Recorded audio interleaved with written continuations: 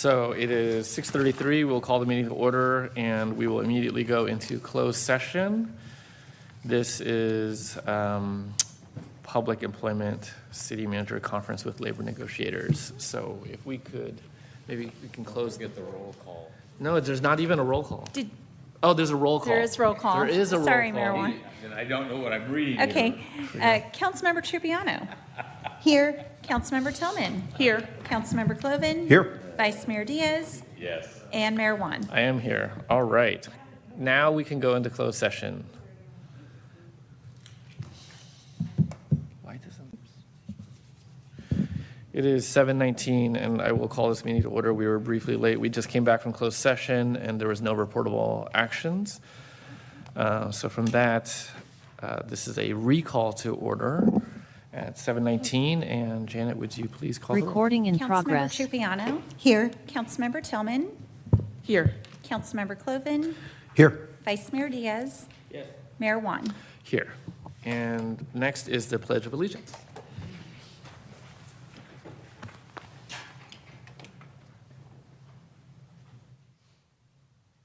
I pledge allegiance to the flag Of the United States of America and to the republic for which it stands, one nation, under God, indivisible, with liberty and justice for all. All right. Next up is item 5, public comment on non-agenda items. If there's anyone in the audience that has a comment on anything not on the agenda, now is the time. Feel free to complete a speaker card, return it to Janet, or step forward if you would like. Please. Hello, my name is Peter Matheson. Oh, the button to the... Thank you. The light is on.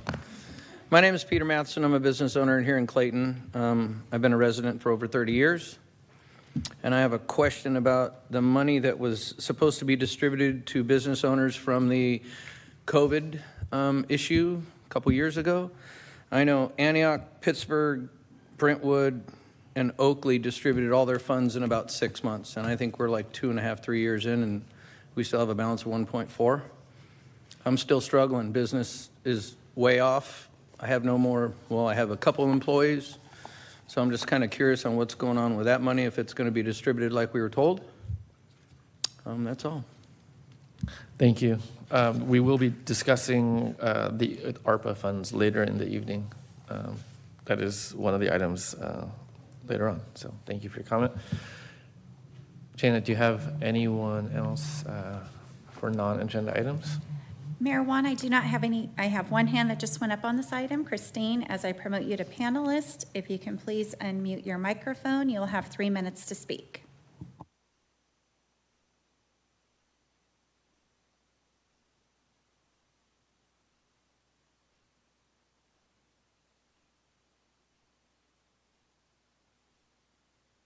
Hi, everybody. This is mostly to Jeff.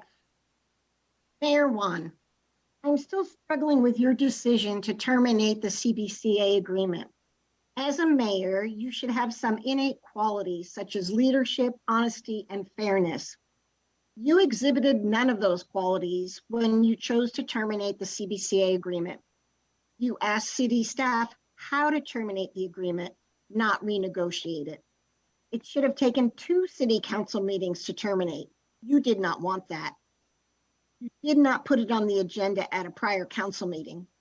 You added it just 2 days before the meeting, a meeting you knew Councilmember Tillman would be absent from.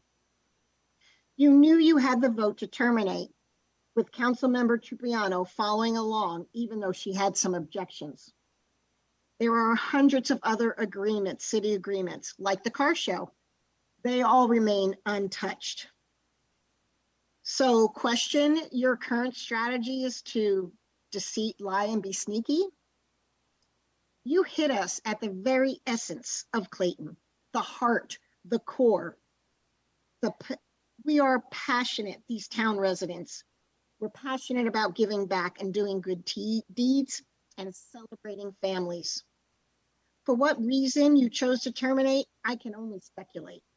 but FYI, CBCA increased membership by 19 people last month.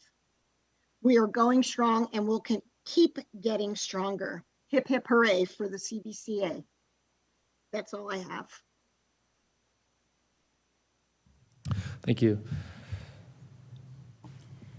Mayor Juan, I do not have any other hands raised on this item.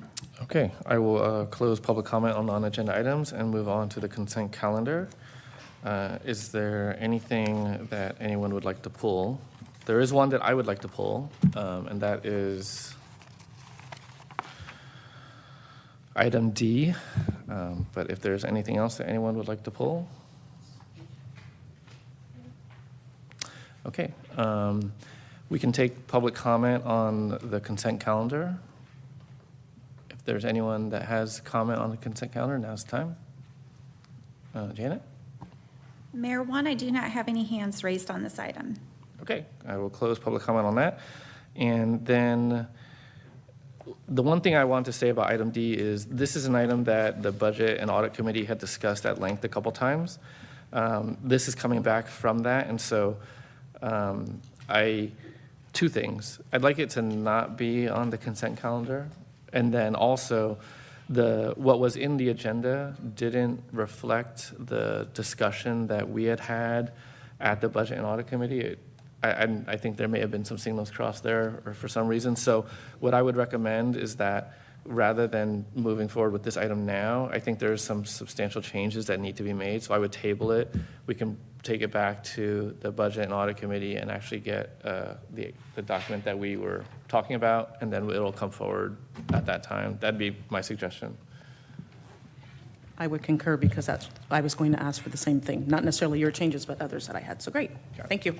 And then, yeah, so we can't, like, I plan to do like more of a red line so that we could see the stuff, but we can't really do all of that here. It doesn't work. So if we're all good with that, other than that, do we have a motion for the other items excluding item D of the consent calendar? What's it? We did that first. Move approval without item D. I'll second it. Okay, Janet, would you call the roll? Councilmember Shipiano. Yes. Councilmember Tillman. Yes. Councilmember Cloven. Aye. Vice Mayor Diaz. Yes. Mayor Juan. Aye. Okay, with that, we move on to item 7. This is recognition and presentations. Information only. This is Autism Acceptance Month, Arab American Heritage Month, Earth Day on April 22nd, and Armenian Genocide Remembrance Day on April 24th. And shout out to Councilmember Cloven, who is helping organize cleanup on Earth Day. So, okay, next is item 8, reports from our city manager. Thank you, Mayor and members of the City Council. Just a couple items today. One is that we are still accepting applications for our Community Financial Sustainability Committee.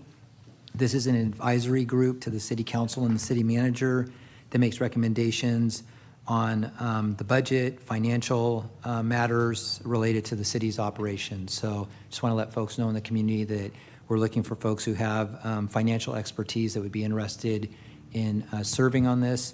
It will populate and provide information for the mid-year budget early in the year, and then for the budget process we're getting ready to go into hard right now. So that's one thing. Also, we're still looking for a facility attendant for Endeavor Hall. It's a part-time job, minimum wage, for somebody that is responsible, has a driver's license, is over 18 years old, and would like to be available on nights and weekends to serve at that facility.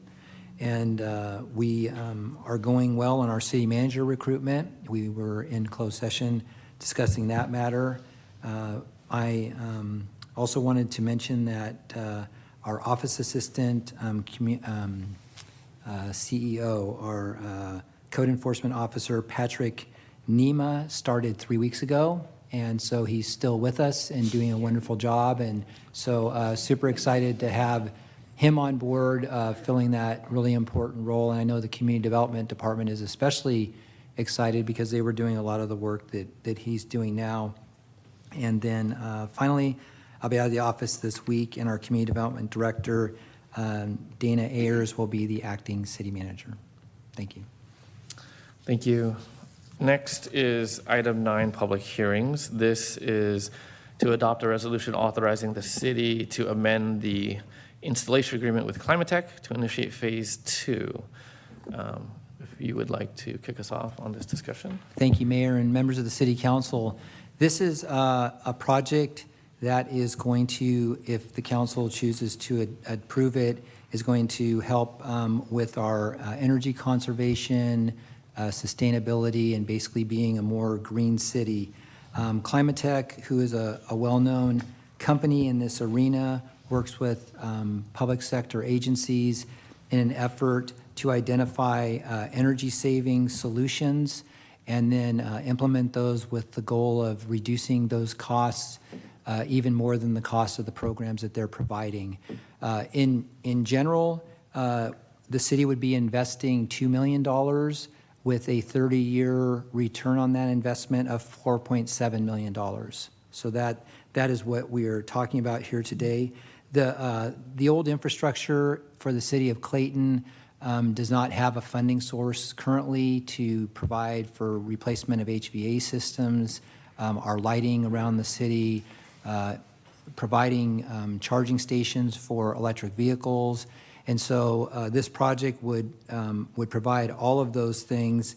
And I'm gonna be brief in this part of it because our consultant, Climatech, is here. They're gonna make a comprehensive PowerPoint presentation.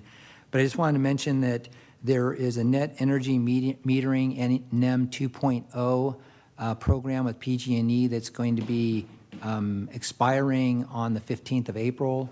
And so it's important for the city council to make a decision before that time. And the hope is that tonight you would make a decision so that we could submit our application and realize some of the savings that Climatech will be explaining to us. The council did approve us applying for a 1% loan through the CEC, through the California Energy Commission, which we have applied for. We expect that process to go before their board in May. So we're hoping to know whether or not we receive the $1.9 million we've asked for in funding of this $2,049,000 project. The balance of that money would be required to be funded through the city, $140,000 or so. And then we have other options presented in the report tonight. In the event that the CEC money does not come to fruition, we're also reaching out to private lenders at a higher interest rate. We don't know exactly what that would be now, but we've estimated it's at 4.25%, which is probably in the ballparks, just for the purposes of determining what the cost savings would be and what the cost would be of servicing that debt. So I guess at this point, I'd like to turn it over to Byrne with Climatech and Dr. Sandeep as well as with her today. And they're going to make a short presentation explaining more about the program. And then when they're done, I'd like for the City Council to reconvene, ask any questions that you have. And what we're ultimately looking for after the public hearing is conducted is for you to either approve phase 2 of our current contract with Climatech to move forward with this project, or give us any other guidance. I also will mention that the city has not expended any money up till now. Climatech has spent all the money on their dime, and at the point the city will be committed is when the funding is secured for this project, and that would be another action that would need to come before the City Council in order to accept that funding. So with that, I'll turn it over to Byrne, and she can give a PowerPoint presentation.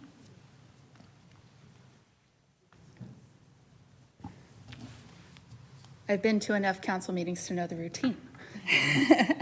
Thank you, Mayor Juan, Vice Mayor Diaz, and council for having us back. Happy to present this next phase of the infrastructure renewal and general fund savings program to you all for council consideration. I'm Byrne Carter. It's nice to see you all again.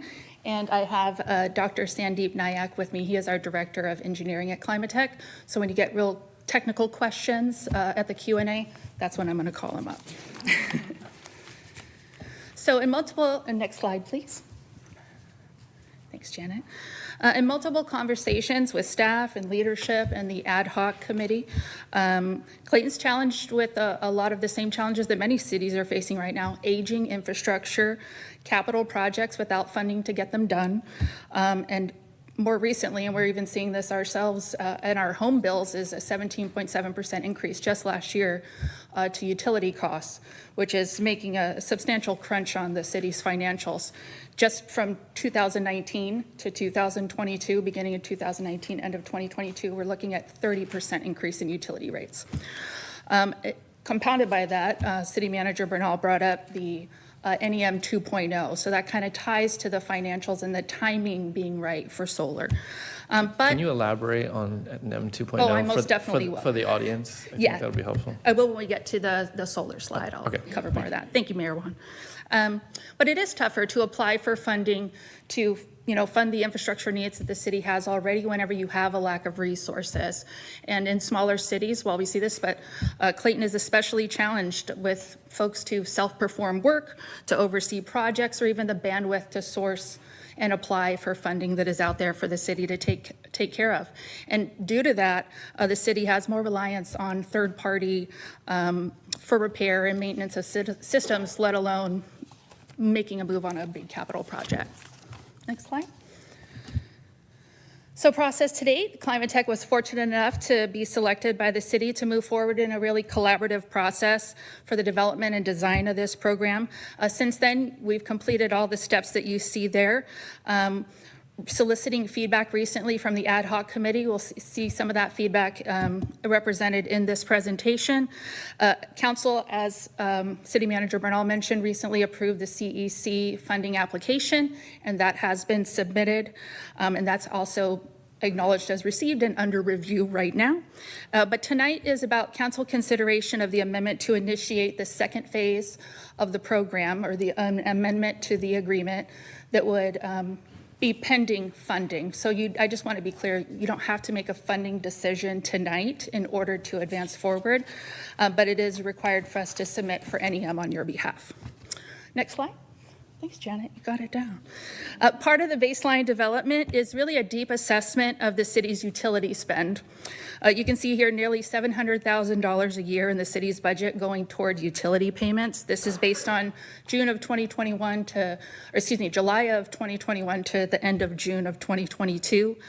The program goal is to reduce these expenses and create some general fund relief through implementing measures that lower the utility costs. So it's creating savings while getting capital projects completed, addressing aging infrastructure at today's costs.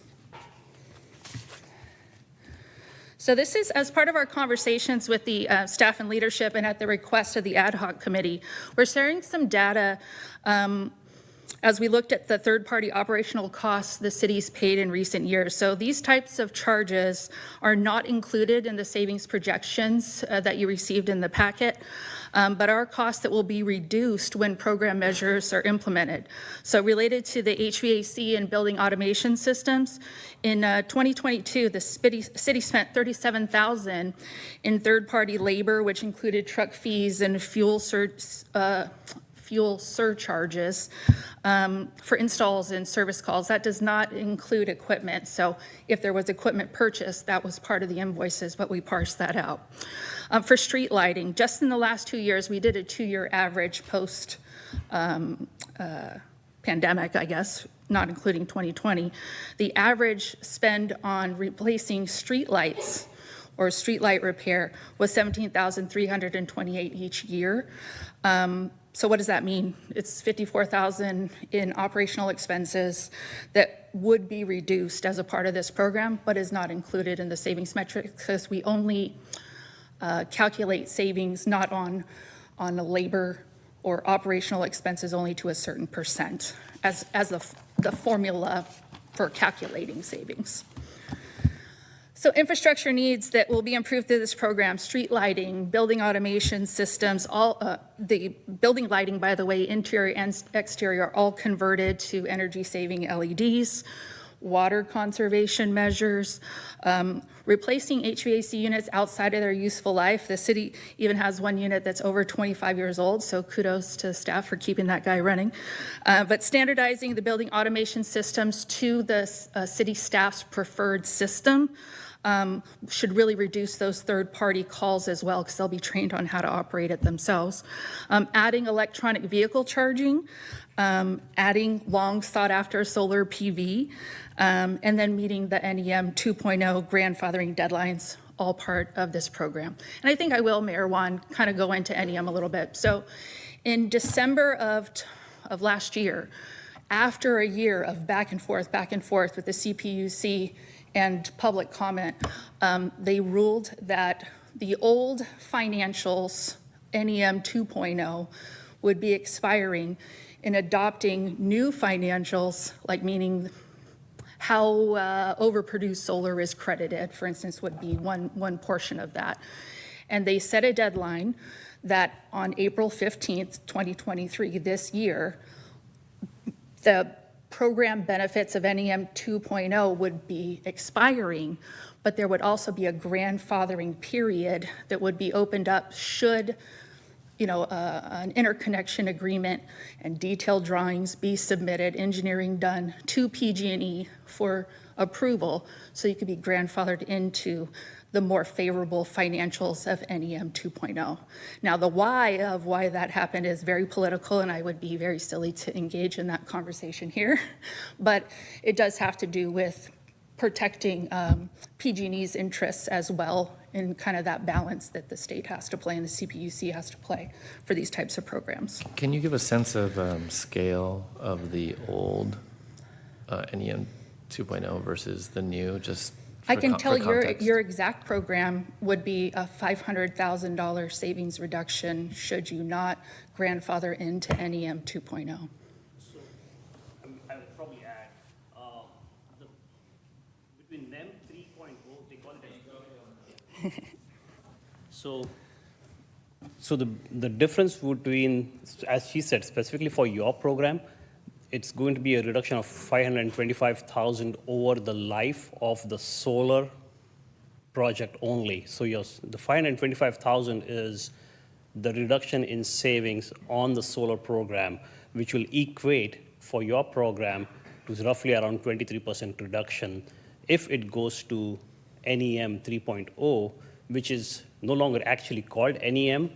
It is going to be called as NBT, net billing transaction, instead of net energy metering, because it is a billing term now. It's a billing transaction and no longer a net energy metering program. So the program still works if it goes to NEM 3.0, but with NEM 2.0, it's still a significant savings over the life of the program. And the grandfathering, as she mentioned, for NEM 2.0 will be for 20 years. A solar program would last anywhere between 25 to 30 years.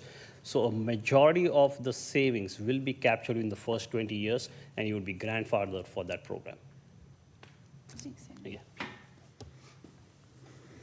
Is that, all right, great, thanks. So next slide. Thank you, Janet.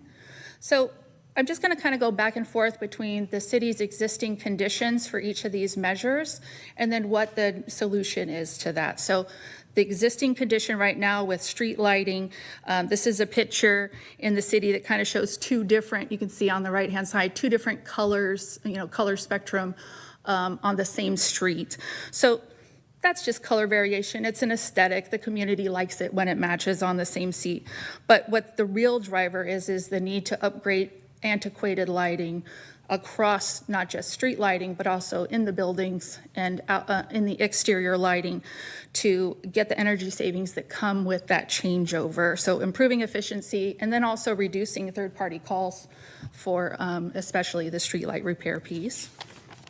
The city has mostly T8s in the inside buildings and the high sodium, what's the term? High pressure sodium. High pressure sodium outside. Yeah. For the new LED lighting, are we there? Yes, thank you.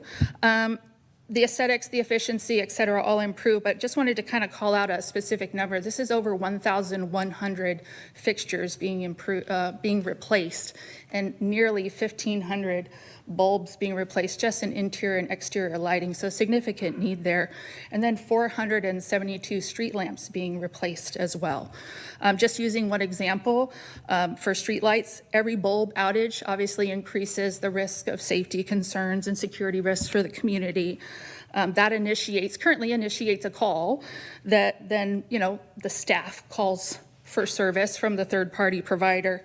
This program really gives, time and money back as part of the replacement. Next slide. So council is no stranger to the challenges that the parks and staff face regarding your green space. There's a mix of networked and non-networked irrigation controllers. Breaks currently put really thousands of gallons into the community park. So maintenance is really challenged to keep up with that. Next slide. So adding new irrigation controllers with smart technology, the city staff will have remote access to improve the efficiency, and then those master valve flow meters, most importantly, will stop the flow of water when pipes do break. And that's really the key element of this program. And they'll be Wi-Fi enabled.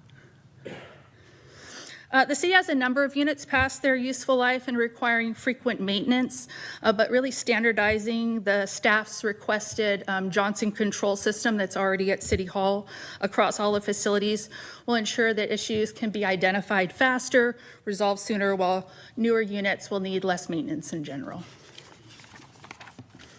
Kind of an added benefit with this new program, it's not just replacements, retro commissioning, but there's also training that's going to contribute to really less of those third-party service calls, because staff will be able to handle things on their own without having to call someone in because the set point is off in the library.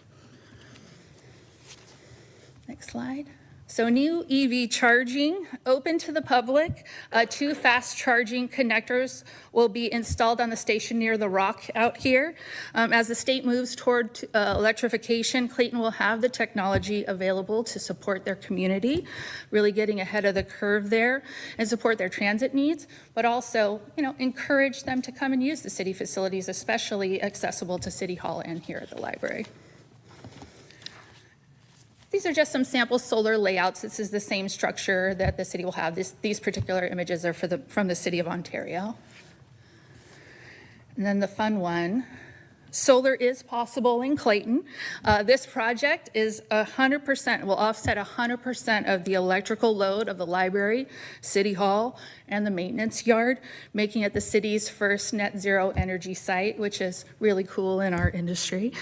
The solar array is also super important to the police. It not only shades their vehicles and will also shade maintenance vehicles as well, but also protect the police department's expensive equipment that's already been replaced a few times due to overheating. And a nice little add-on to this design is there's actually outlets on the posts as well that the police department will be able to use to charge their equipment that they use in the field. So some nice additions to help support the police there. All right, not new numbers to council, but turnkey sustainability improvement. So this is the entire program. This includes everything. $2,049,083. The life cycle savings is, Mr. Bernal mentioned, 4.7 million in life cycle savings. And then the funding sources. So the city has communicated with us that the preferred funding mechanism would be the 1% ICA loan through the CEC, and then the remainder of those funds via ARPA, which we'll see the potential funding scenarios, so we'll see the breakdown. And then as a backup plan, as City Manager Bernal mentioned, is having that tax-exempt lease purchase in the works, and that's actually a pretty good interest rate, even compared to past projections that we did.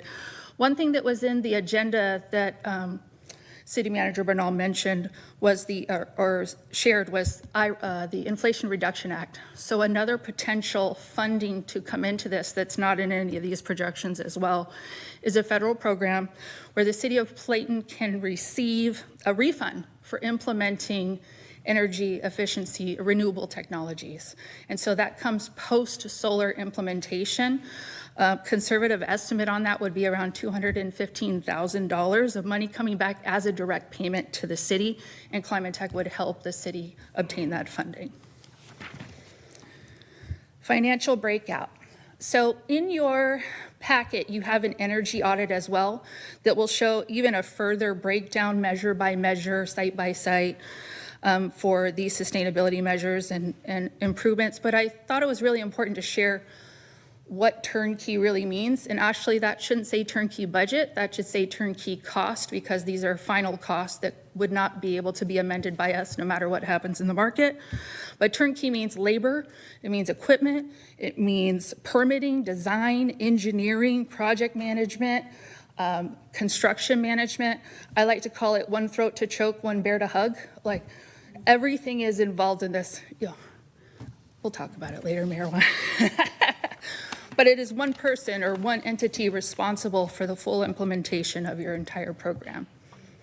Another request from the ad hoc committee was adding these scenarios. Now, there's 1,000 different scenarios and breakdowns for this, but these measures I just kind of wanted to show, or the request was to show the impact on the net general fund relief depending on how this is funded. So you can notice that the turnkey price is the same through all four scenarios. The life cycle savings is the same across all four scenarios. This excludes capital cost avoidance, includes gas and electric, meaning this life cycle savings number, water savings and financing costs. The savings over the life of the equipment is solar at 30 years and energy efficiency measures like lighting, HVAC controls at 15 years, and excludes third-party contractor savings. So the slide that we showed with the operational costs, not included in this, excludes the federal IRA benefits and staff efficiency improvements. So no labor is part of this either. So just looking at the most sought after scenario from what we've been told is number one. The first one on there, which is the CEC ponying up $1.902 million toward this program at 1%, with the reserve or ARPA contributing 146, and then resulting in years just 1 through 5, $230,000 in general fund relief for the city. Gives some real flexibility there for the city. I'm sure we'll have questions about this slide later. Next one.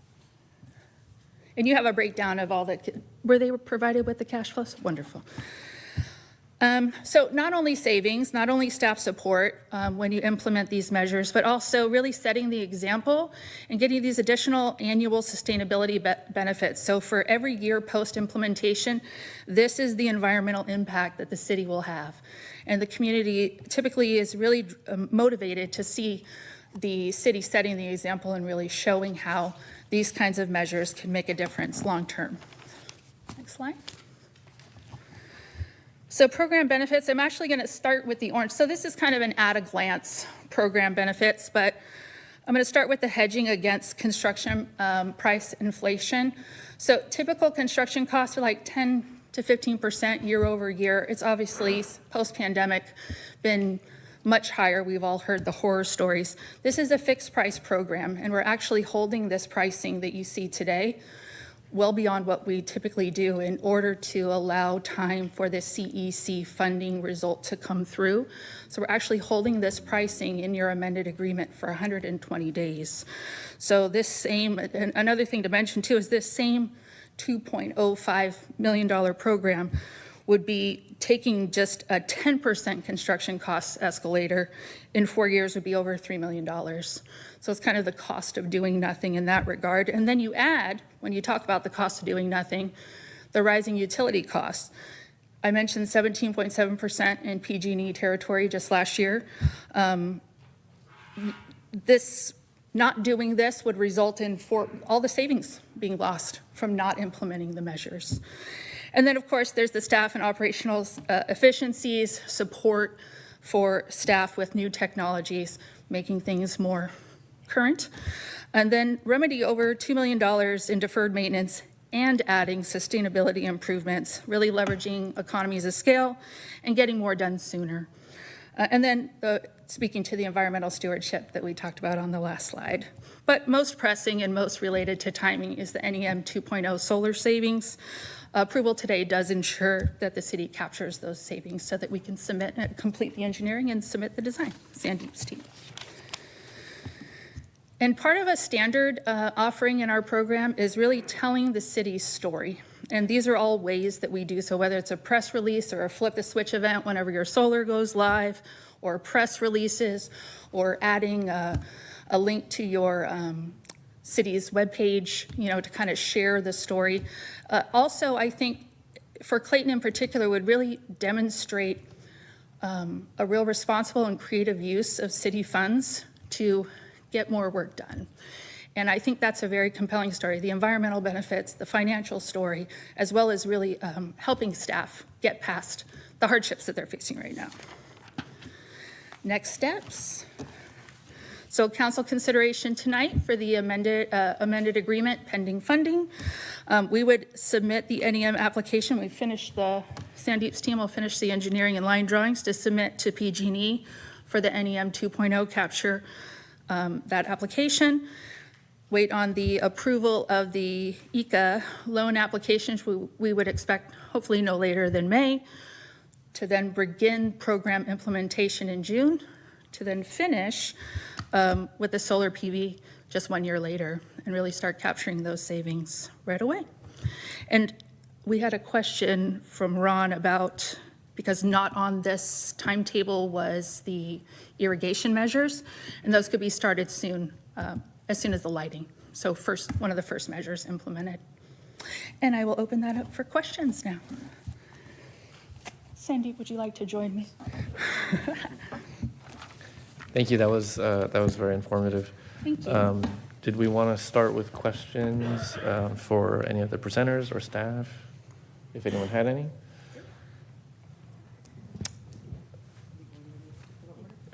I was looking this way, so if you have questions, feel free. I have a few, but I won't hog the mic. The main one that I wanted to ask first is, City Manager Bernal mentioned it, and then you did several times as well, Bern. The PG&E deadline for the 15th of April, are we really going to meet that, even if we approve this tonight? How is that doable? Sandeep, tell them all about it. So we have pretty much engineered most of the electrical requirements and electrical design that's required to be submitted. So what PG&E and the three main utilities in California require to be submitted by April 14th is what they call as an electrical interconnection agreement that would be signed, that would be developed, detailed design, detailed engineering design, detailed electrical design, includes single line drawings, includes site layouts, includes the solar layout, includes the specifications on the solar, and does include if there's any transformer upgrades or not. All of that detail is what needs to be submitted in an interconnection application that should be signed by the city representative, and should also include a intention of the city to proceed with implementing that project. In other words, they would like to avoid people submitting applications in the hope of installing it in future just to reserve NEM 2.0 grandfathering.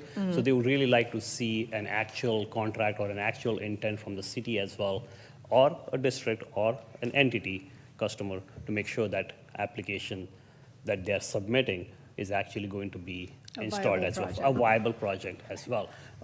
So we have completed, as we went through a preliminary design as well as detailed design on the solar, and that's actually complete. So we just have to finish up the final application details, which we should be, and we have a team. I have a team of people literally working on multiples of these. So. Okay, and so then just to probe a little bit more on the viability of it, if we're agreeing to move forward now, I think it was mentioned earlier that even though we don't know what the funding source will be, is that negating the viability of it then? It does not. You're shaking your head no. Yeah, you'll still be able to proceed with that application. Okay. Through us. Yep. Okay. Okay, thank you for that piece. And by the way, thank you. I concur with the mayor on all of the hard work that you guys did. I know that you guys were a little bit worried that we wouldn't get to this point when you guys came back here, and I think it was in October. But I do have to give kudos to our then vice mayor back in '21 when you actually came up with your environmental climate action plan. So I'm glad that this is all coming to fruition, so thank you. Okay, so then can we talk about a little bit on, okay, so I have page 7 and 8 of the agreement, and my question was how quickly, and you actually answered that a little bit, on how quickly this work can start. So pending the funding, is there, you said 120 days. What happens if we get to 121 and we don't have our funding source? What then? Well, I think that's why maybe city manager could speak to that better, is looking to have a backup plan as well. Okay. What's But that's how long we're holding the pricing for, and we fully expect the CEC to have an answer prior to that.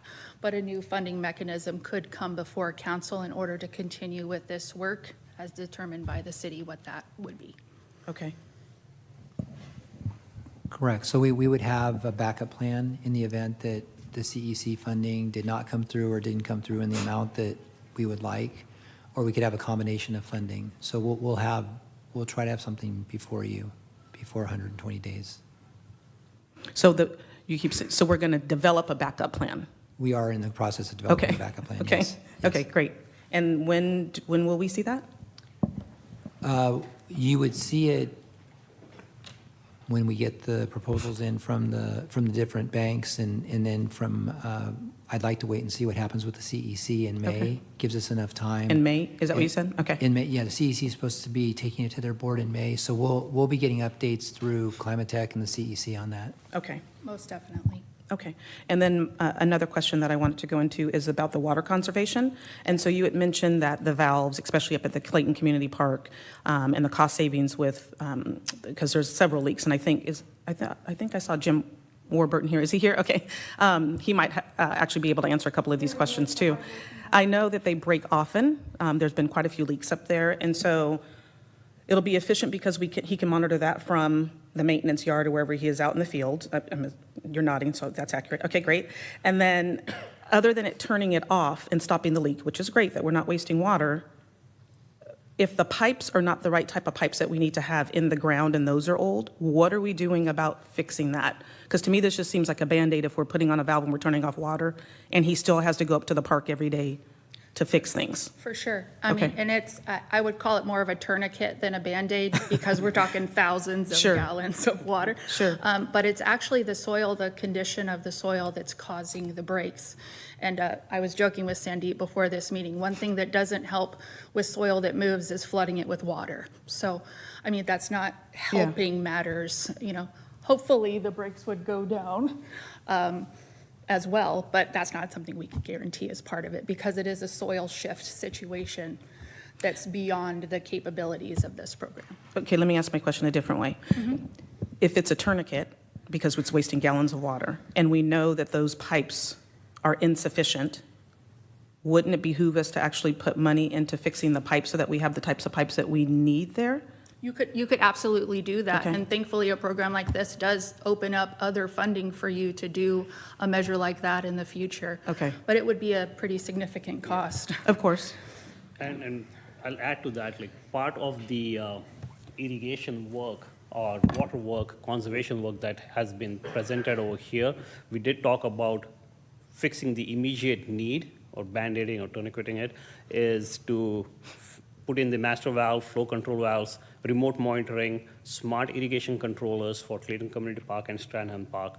But along with that, as those things progress, there is also going to be a water study that's going to be part of this program that is going to identify much more than what we are just trying to touch over here. It's going to actually look at, what are your service accounts? What are water service accounts? How many water meters are there? Are they on the right rate schedule?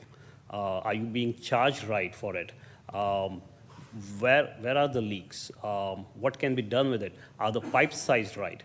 All of those things they would actually model it. There would be an actual irrigation water study done to see if this is the right system and what other measures need to be taken care of. So that's a study that's included in here.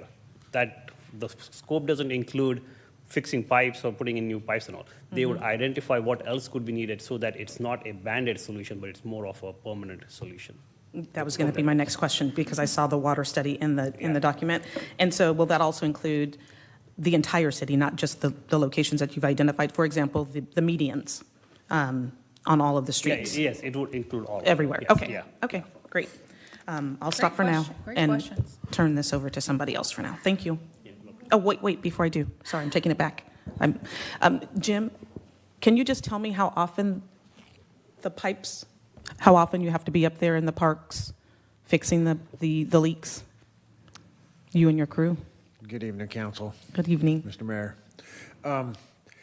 In the summertime, when the irrigation's running, we're up there 3 to 5 days a week repairing main lines.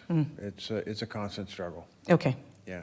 The flow sensor and the master valve will actually eliminate some of the water waste, because the flow sensor will tell the irrigation controller that you're using too much water, and it'll shut the system down. So there won't be this, hours and hours of water running down the drain. So with that was my recommendation, to add that to the park. But with that, you need brand new irrigation controllers, because the existing controllers can't handle that type of technology. okay, So, thank you. Part of the program.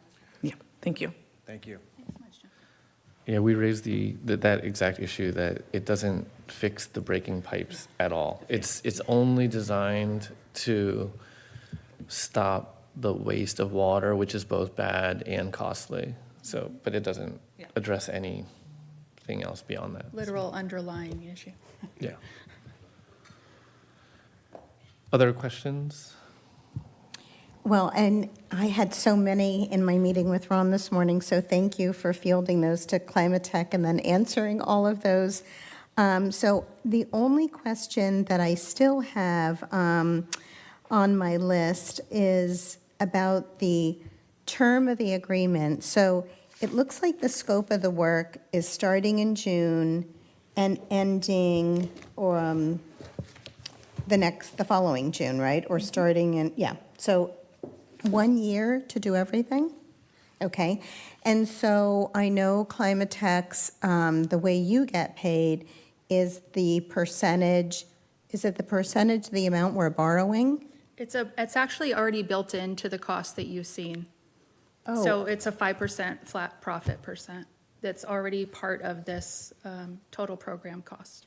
So there's no Okay. other fees from Climate Tech. No other fees. Okay, so that answers that. And we talked about the tax credits already. I think everything was answered. Thank you, and you did a great job in the presentation. Thank you so And much. Sanjeev. And for your participation with Mayor Wan on the ad hoc committee, that was invaluable feedback. Thank you.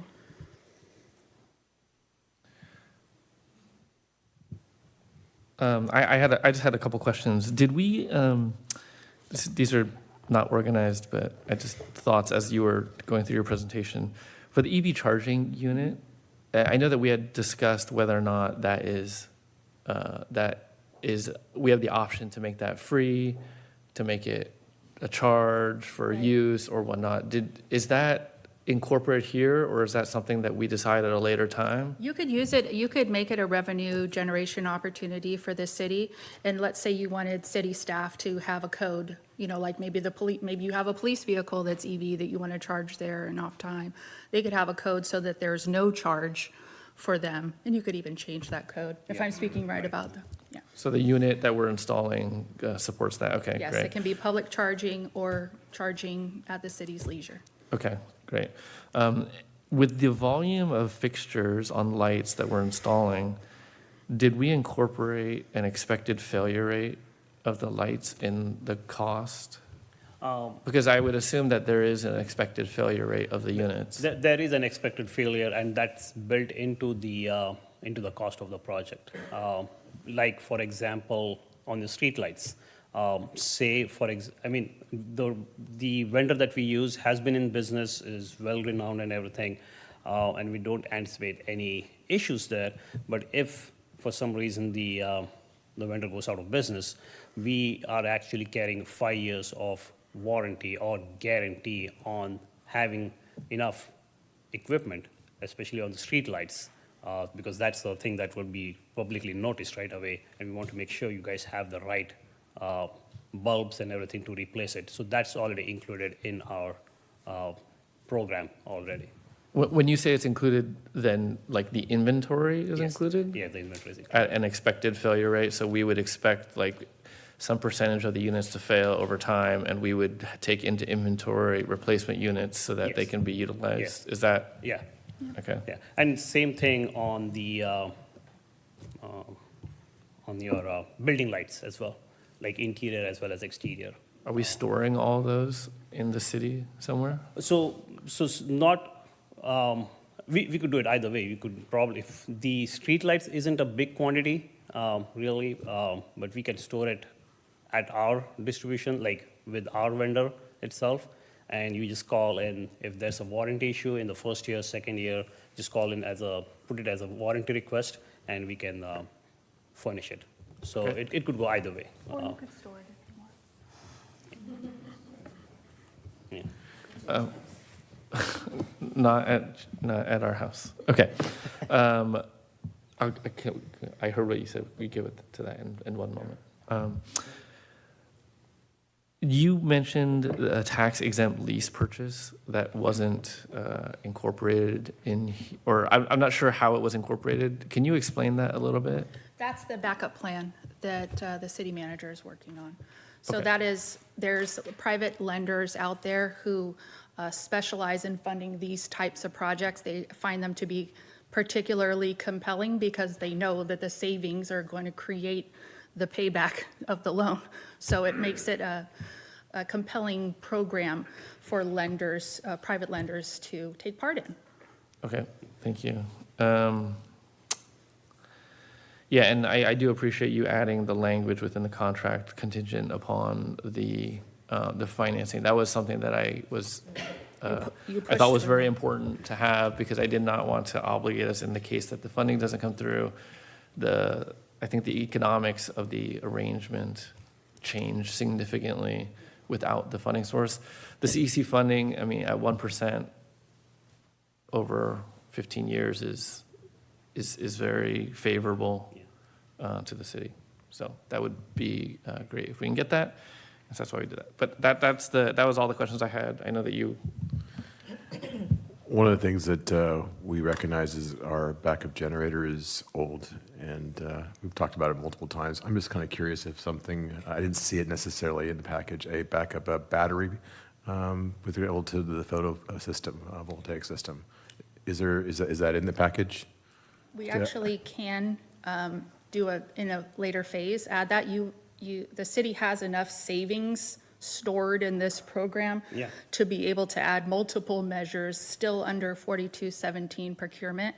The generator is not part of this particular phase, but could be amended into a later phase.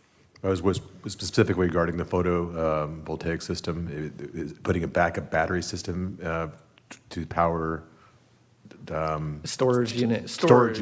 For City Hall. That'd be something extra in the future, or It could, It go ahead. could be, Yeah. could be, but that, I mean, yes, we could definitely look into a battery storage solution in conjunction with the solar PV system. That wasn't part of this program, but it could be. One thing I would mention over there, though, is it depends on, we do come across this quite a bit, because there's a lot of push nowadays, especially with electrification and power outages. All of a sudden, people start looking at battery energy storage systems instead of emergency generators with the air quality and the natural gas requirements and everything.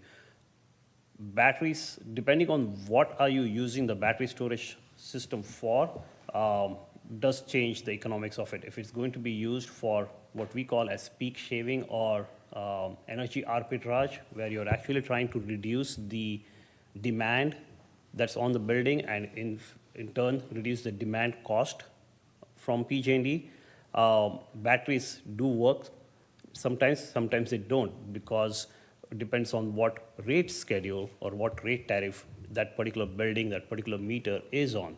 When we do design solar PV systems take care, there's a rate shift as well in order to maximize the benefit of solar PV. when you do that, it sometimes goes opposite of what a battery storage solution system would like the rate schedule to be on. So it depends. Also depends if you want to just use it as backup, As resiliency. as resiliency. It may not make economic sense per se, just on a battery storage alone, but in the whole scheme of things, in a comprehensive program like this, where the program cost is $2 million and your program savings is twice of that amount, yes, you could look into a battery storage solution that actually caters to your specific needs of maybe resiliency, or it could be resiliency plus peak shaving, where you're actually getting some savings out of that battery as well. I was looking for more of a backup for emergency systems in case there were something, a catastrophic event where the generator did not function and we had a battery system. That was my thoughts behind that. Yeah, we could look into a solution like that as well. And now, again, it depends on how long the backup is needed for, because battery storage systems can go up to 2 hours, can go up to 4 hours, can probably stretch up to 6 hours or so, depending on the load that it's trying to back up as well. So, Thank you. yeah.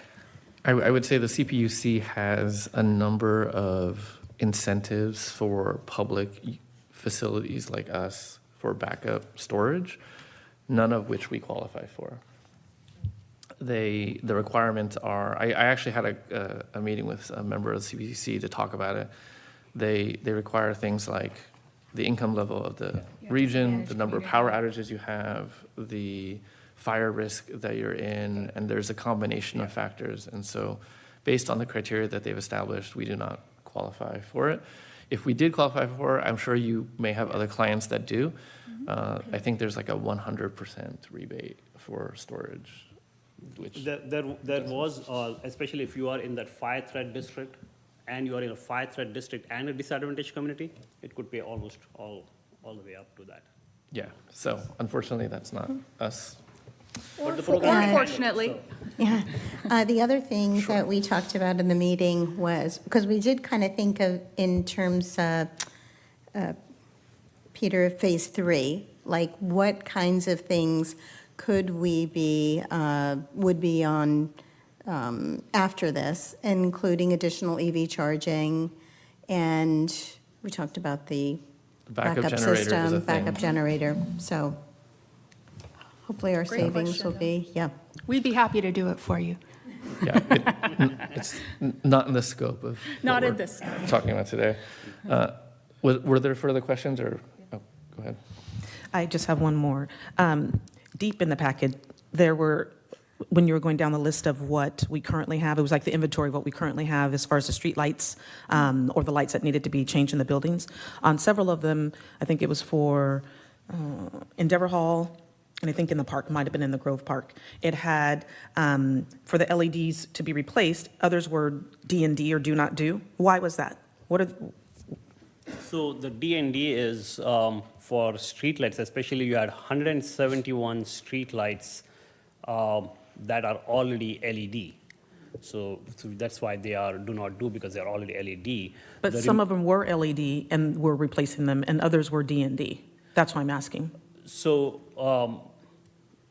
depending on if there is and again, it depends on the amount of light levels and illuminations that a new LED would provide. But if it does not make economic sense to go from, say, for example, a 34 watt to a 28 watt LED, the difference between that does not really provide enough savings to for the cost of it, then we would say do not do it. You guys are already doing pretty well. It's already an LED, then let's not do it. For example, for the street light on the high pressure sodium, you're going from 150 watt lamp to a 34 watt lamp that actually provides much better light quality as well. That makes financial sense. Yeah, okay, thank you, that's helpful. And then the last question, and this is probably more for staff, on the streetlights that are currently out now, that have been out, some of them for a bit, did we not replace these because we're waiting for this to be implemented, or is there a reason why we're not doing that? No, I believe we're still replacing those as they're going out, so that would not be the reason why they're still out. Okay, I'll send you the list of all the ones that I see. Okay, thank you. Okay, thank you. Thank you. Thank you. And also, the police do a quarterly review of all of the lights that are out, correct? And provide that to our maintenance department. Okay, thanks. Okay. So with that, I would open the item up for public comment. If there's anyone that has any public comment, you can feel free to stay. Actually, no, if there's public comment, someone will come. So thank you. We'll And come we back up. may I'll call do- you up again if needed. But if there's anyone that would like to make public comment, now is the time to do so. And Mayor Juan, I think you are officially opening the public hearing to allow for the public comment. Exactly. I am opening the public hearing to allow for public comment. That's what I said. After you were reminded. Yes.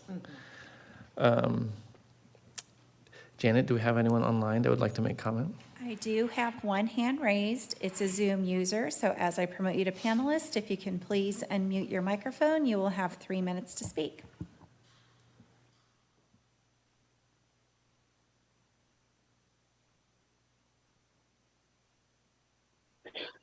Hey, good afternoon, guys, or good evening. My name is Larry Love. Can you hear me?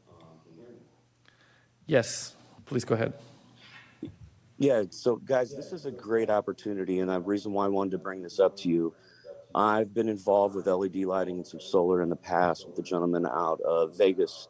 His name is Frank Abbott. Biggest focus was small towns like this in Texas.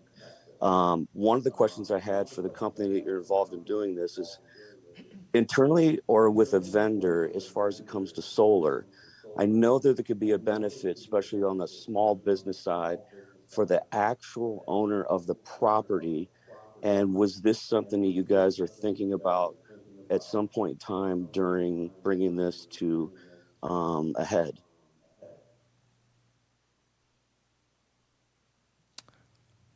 If you could That's basically clarify it. your comment a little bit, that would be great. So it's- yeah, When you're so talking it's- about the yes, property so- owner, Yeah, so the example, the Safeway Shopping Center, you guys have talked about solar adding to different parts of different buildings in the city. If the city was to open this as a program for the business side, if a business went out to do this by himself, as far as the actual owner, the owner of the location, such as the Safeway Shopping Center, there would be a upside not only for the owner of the property, but also for the city of Clayton and for the small business. And that is something that I was wondering if they've thought about. okay, thank you. Was that, I want to make sure I respect the time that you have. Was that the extent of your comment? Yeah, I appreciate that. I just wanted to see if that's something that they've thought about moving forward. Okay, thank you.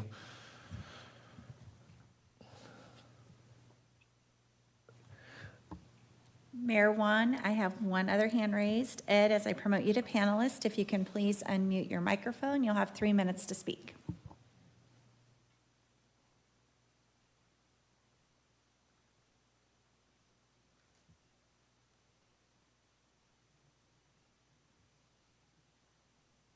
Thanks, everyone. I'll be brief. I appreciate this opportunity to make some very brief, make a couple of brief questions. The first question I have is, will this, since this represents a potential capital outlay of over $25,000, I assume it would have to go out for some sort of request for proposals, even though obviously some groundwork has been laid here. I'm just not sure that we could award something like this without RFPing it as well. That's just a question. And then the other thing is the $4.7 million. There's a description of what the initial return to capital is for the first 5 years, but I didn't see. I'm sure it's somewhere in the paperwork, the package. But what is the full amount of time that was required to recoup the $4.7 million on the $2 million outlay? That's it. Thanks very much for your time, everyone.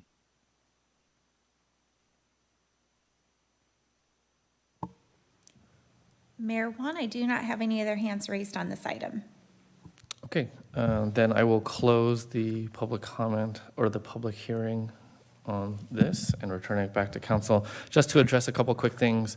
As far as the RFP, we did satisfy the requirements of the, I don't recall the exact gov code, is 4217 of that required the bidding process, and we did that with phase one. And so the Climate Tech had in their presentation, they described that there is a certain dollar threshold that applies to, up to and including a certain amount. And so this project is within that amount. And so we've addressed that.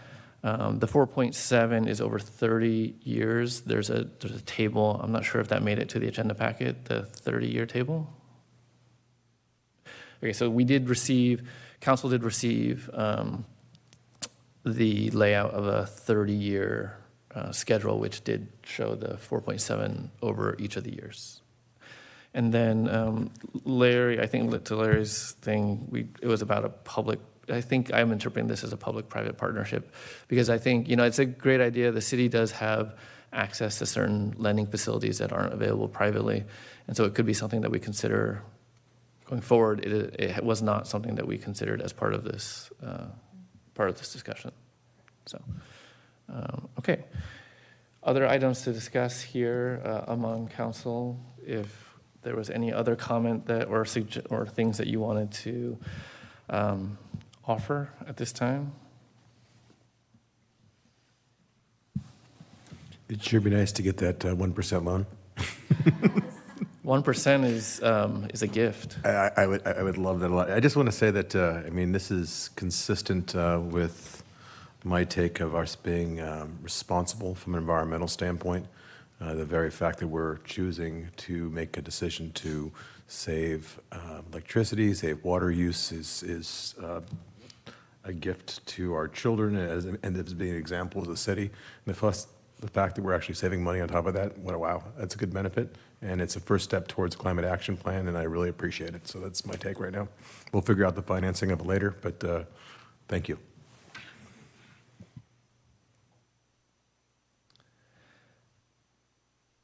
Yeah, I mean, again, the 1% is amazing. That would be great, and I'm crossing my fingers and my toes for that.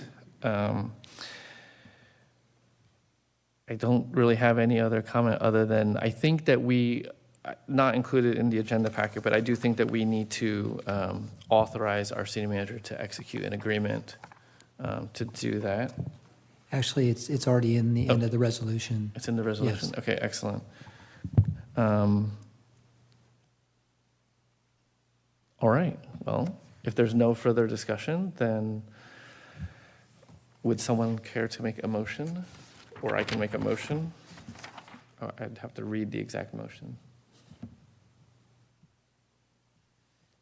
Give me one moment. It's long. Okay. I think I do. That's fine. Okay, so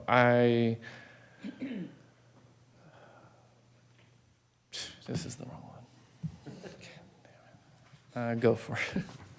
I want to find the right language, or else Mala will correct me. Well, Mala will correct me too. I make a motion to adopt a resolution authorizing the city to amend the installation agreement with Climate Tech to initiate Phase 2 of the Comprehensive Infrastructure Renewal and General Fund Savings Program, and find the amendment to be exempt from California Environmental Quality Act. And I would second that. Janet, would you please call the roll? Councilmember Trupiano? Yes. Councilmember Tillman? I'm a yes, but she didn't read it correctly. Does it matter? Did we miss We just something? missed the words "and approve the implementation of the comprehensive infrastructure." Oh, okay, hold on. I'm a yes. It's fine. Councilmember Cloven? Yes.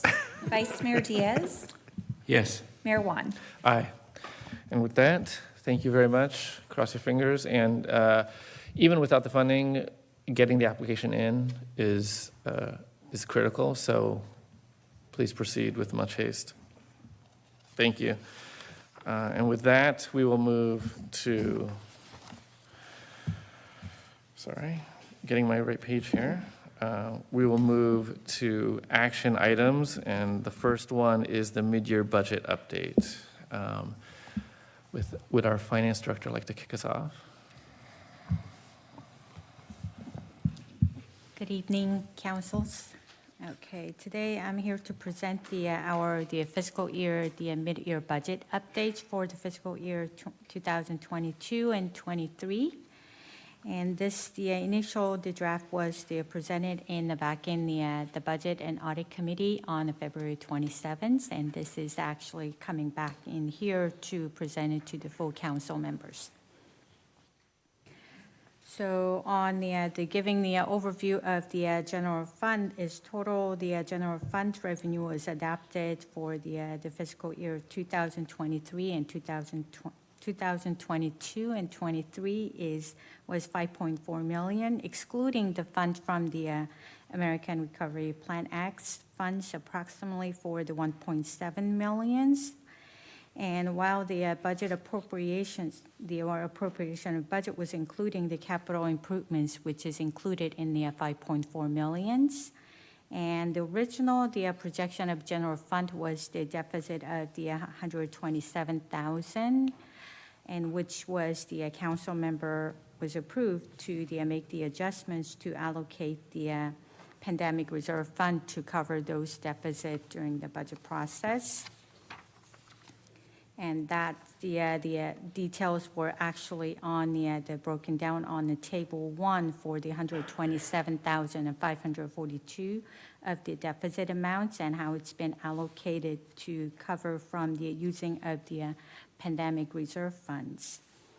And in terms of looking at the trends of the general funds revenues, and we kind of put together for some of those top 4 major revenue sources, which is the vehicle registrations in lieu of, and the secured property taxes and sales and use taxes and franchise fee, the revenue. So those are one of our top 4, the major revenue sources. And then as you see it on the chart 1, it actually shows the inclines of which is right in the trend of upward trends, and it actually kind of projecting into the right direction along with our the adopted budget process. And just going into each of the fund property taxes that based on what we have to receive up to date is we're actually seeing the city shares of property tax revenue is going to be projected to be increased by $41,289, which is about 3.6% above of what we have projected in the adopted budget for the 22 and 23. And for the vehicle license fees portion of it, which is one of our larger revenue sources, which makes about 22% of our total general funds revenue source. And we're anticipating that there will be an increase of the 12,774 above what was projected on the budgets for the year 22 and 23, which is about the 1% of increase above our projected the budgets. And sales and use taxes, in this budget, are in line with our budgeted amounts. However, I have not really did a complete projections of the actual anticipated amounts, since this sales and use tax area is a little bit more of the fluctuated, but however, we are projecting to get a little more than what we actually initially projected on the budgets. And the franchisee, the fees are about 10% of our overall revenue budgets, the projected budgets. And based on the revenue we have received so far, we are anticipating about 11,577 increase above what we have initially projected. So, and then interest incomes along the way that based on what we have received so far in comparison with the previous year, we are projecting that we're going to have additional 16,000 of the general fund additional interest incomes for the fiscal years. And so moving on to the expenditure of the general funds, and I like to kind of get into the personnel cost on that one. As due to we have the number of vacancy in our city staffs, and that is kind of causing some of those downward in our personnel costs. So we kind of actually did a little bit of the projections onto that one. However, because of the personnel, the vacancies, some of those work has been distributed to the amongst of other staff or contracts that we have with our cities. So some of those costs has been kind of the offset effects in a way that they compare it with all the vacant positions. So that's actually kind of computed into the consideration of when the salary savings or computation was put together. And there's a one-time cost of the $16,000 of the separation of the city managers is the one-time payout at the separation. So that was also part of the factors were considered in the computing the salary savings for the personnel cost.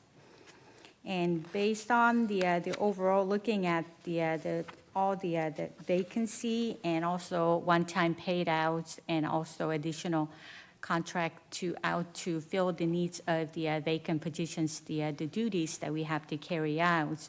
So that was actually explained it on the attachment 1 on this agenda. And I did put it in the breakdown of even not just limited to the general funds. It also put in some of those special funds and grants that some of those labors that actually our city's labor goes in. So that's wanted to kind of show you the overview of how the cost savings impacts on the general funds. So based on that one, we did have quite a bit of savings that we have noted on the departments, the administrative departments. However, because of the looking at it overall, other departments making the distribution of the workloads, and we have to kind of account for those, the additional labor that goes out. So at the bottom line of that, the cost saving is in spite of the number of the vacancies, which is one of them was the assistant to city managers, and also there's some the vacancy on the finance director's portion, and then also the office assistants that recently got hired, but there are some number of months of vacancies on that as well too. So considering all that factors, we came up with about 84,367 of the potential salary savings at the moment, but I do wanted to put a little bit of emphasis on that number is in the event that we do fill any of the vacancies, example of the assistant to city manager before the fiscal year end, that cost savings may actually disappear and allocate it back to that particular positions.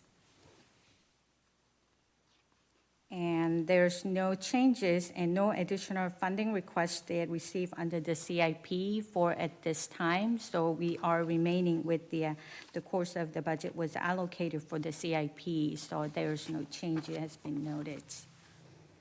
And I also, the next thing I do wanted to quickly just run through on the American Recovery Plan, the ARPA funds, details, breakdowns, and what so far we have received the 2 payments, one in the July of 2021, and we did receive the another payments in July of the 2022. So we have a total of 2.9 million of the ARPA funds that we have received. And so far that we have on the table 4, it has our detailed breakdowns of what we have spent so far from that, based on that ARPA funds. And then we have the net balance on that account at the moment is 1.46 still left under the ARPA funds at the moment. And then lastly, we wanted to give you an update on the fee schedule and the budget updated timelines that we did actually kick off the master fee schedule updates, and as well as the budget process for the fiscal year, the 23 and 24. That was kicked off in the beginning of the March, and we're anticipating having the first draft propose the packet to present it to the council the budget and audit committees members on April 24th. And then we will be moving forward in going through the motions of the next workshops and then presenting it to the council member and project to be presented to the full council members on June 6th. And then and then we are targeted to the council's action on the June 20th for the next year budget process and as well as the master fee schedule updates. That's it. Thank you. Questions for staff at this time? Angeline, excellent job. Thank you so much. Just one quick question. The 84,367 in personnel savings, does that include May and June of the Gov Invest extension? It does include that? Yes, it does. That was actually one of the offsetting costs that was actually included at the bottom of the page on the Gov Invest financial consulting contract. So that was actually included in there. Thank you.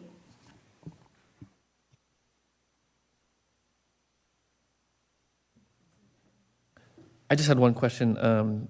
It would not necessarily be in the scope of the mid-year budget, but as we are preparing the budget, I would just emphasize the need to incorporate a forward-looking projection as we go forward. I think that's going to be very important as we do our planning, as well as for both the current year, next year budget, and then as the ones thereafter. So I would take a note that as you are building out the model for our current budget, we want to also look at at least several years thereafter. So I think we said 1 to 5 in the last meeting. Yeah, 1 to 5 years. Any other questions for staff at this time? Can you give a little bit more detail on what the master fee schedule will include? I know that's coming to us in a few meetings, but can you give an example of what that will entail? Master fee schedule is the updating all the fee structures that city has, which is including all the fees that we're charging to the public. Examples of some of those fees that police departments are charging it, and then also same thing with the rental facilities and business license and all of those fees that are associated in the master fee schedules that we charge to the publics. Okay, and then in doing so, will we be looking at, or will staff and maybe the Budget and Audit Committee, and then bringing it to council, all of the agreements that we have with all entities, for example, the sports teams. I know that we just approved all-out sports leagues last June and already gave them their contract, but will we be looking at all of the contracts that we have for anybody who's using city facilities? Will that be included in this report? That will be something, this special agreement, I'm not sure, this is the master fee schedules that applies in general. So we will definitely look into it if it's necessary to really incorporate into the master fee schedule. Okay, great. Thank you.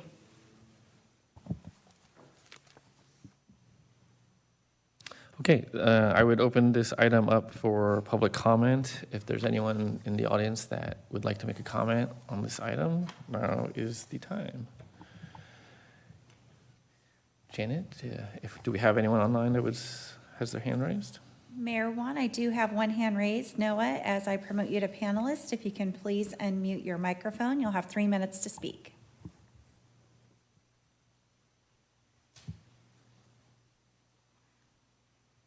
Hello, everyone. Can you guys hear me? Yes, please go ahead. Okay, thank you. Yes, my name is Noah Greenwood, and I'm the owner at Modern Boba and Sushi, your local restaurant in Clayton. Me and my wife moved here to Clayton, or Concord, but started working in 2020 and opened the shop then. Clayton's Paradise. We love serving our community and the families, but if we don't get help pretty soon, the economy is not looking too good. If the city has funds to help, it'd be great if you guys could help us. We'd really appreciate it. And we really appreciate the funds you sent us before. And thank you for allowing me to share. God bless. Thank you. Mayor Juan, I have one other hand that just went up from Zoom user. If you can please unmute your microphone as you're promoted to panelist, you'll have 3 minutes to speak.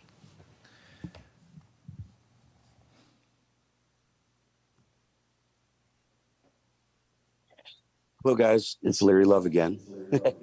So I've been an advocate with this guy with you guys for a while now. I know that the city of Clayton is up some major challenges. I've talked to quite a few of you on the board recently, and I totally understand that. I just want you guys to keep in mind that a lot of the small businesses, especially in the Safeway Shopping Center, are struggling. There was quite a few small businesses that were never even aware of the first round of money, which was a little disheartening. Maybe it was just bad communication on both ends. But that being said, we initially went down this road with you guys when you hired an outside vendor to figure out how to disperse the first round, it took time, and I totally understand that. There is a major difference between the first round and considering the second round based off of a actual business owner that has an establishment license. Based off of what money that is left, I think we would still have a very small turnout of small businesses in Clayton that would ask for help. Based off of the conversations and the people that you brought in to formulate and put that structure together, initially there was a cap on that based off of anywhere from $10,000 to $25,000. And we went ahead and moved forward with a first round of funding for individuals. A lot of the small businesses, we're not asking for a lot. The small businesses in Clayton are very important to the city of Clayton for everyone. For the simple fact is, a lot of us don't want to go to Walnut Creek to take that drive. And it is nice to have the ability to come to a business in Clayton. Collectively, I just think as a community, you have to make that decision. A lot of us have been standing on the sidelines waiting to have this conversation. And I think it's at your best interest to make that decision. Whatever that would be, it would be unbelievably grateful. And multiple reasons. One would be for marketing, hiring people, and just odds and ends of certain bills. An example, USA Laundromat, the young lady owns that. Her gas bill went from $1,200 to $2,000, just an increase for PG&E. So I just want you guys to think long and hard, and there would be plenty of money left over for the city of Clayton to determine what they need to do to fix the community as a whole. But please do not forget us as small businesses. We take pride in what we do every day, and we do everything we can to move forward. I appreciate your time, and I appreciate all the hard work you guys have been doing. Have a great night, and thank you so much. Thank you.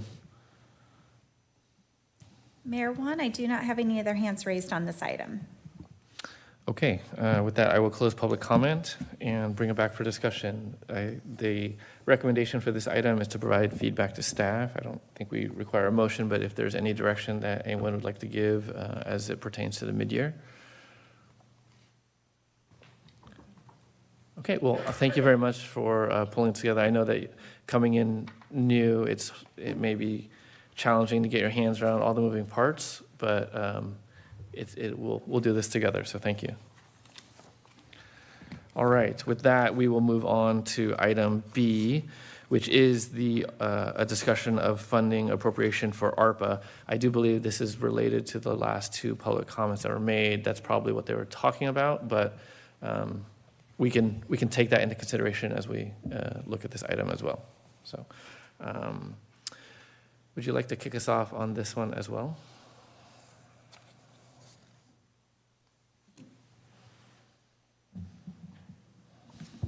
All right, thank you, Mayor and City Council members. So this is just an item that's a follow-up to the goal-setting session where we brought some ideas forward from the departments on what were some of the things, the tools and the technology and the equipment, the assets that were necessary in order for us to do our work more efficiently save time, save money.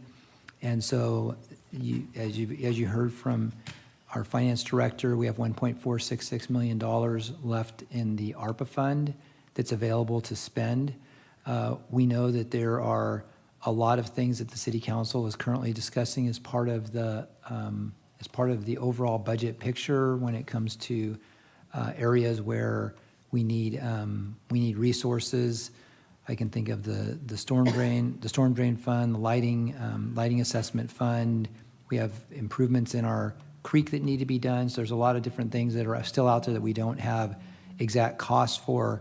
But what we wanted to do is give you this list that we brought forward in the goal setting in a little bit more concise format from each of the departments, so the council could determine if it's your pleasure tonight to commit to funding some of these things in order for us to get a head start on them before the full budget process, or if council's interested in waiting until later to commit this money. So with that, I'd like to ask the council to give us your input on this, ask any questions. All of our departments are represented here and can answer questions for you. And so we would just like to know what your pleasure is. Well, thank you for doing that. I did ask for this to be brought back, and the initial thing was to bring this back earlier, but we knew that the climate tech presentation was going to happen. We knew that the staff items were going to happen, and we also knew that the businesses in town were also very interested. So I thought it made sense to have this discussion at the same time so that we could incorporate a more holistic view rather than looking at piecemeal. So that's why it did take a little bit longer. And I have been in contact with Larry and a couple of folks over there, and just to let them know that we were trying to make it a more cohesive discussion. So with that, I think this is more of a free forum just because of all the different avenues that are on the table, because this is essentially anything is on the table when we're talking about ARPA.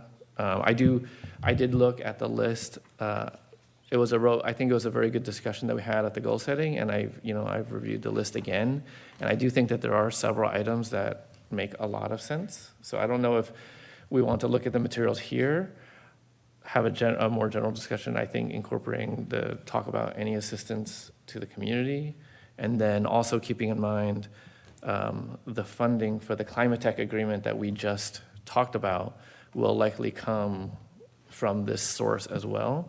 And so depending if the 1% financing is available in that for the climate tech work, then the amount of capital contribution that we would need to make is much less.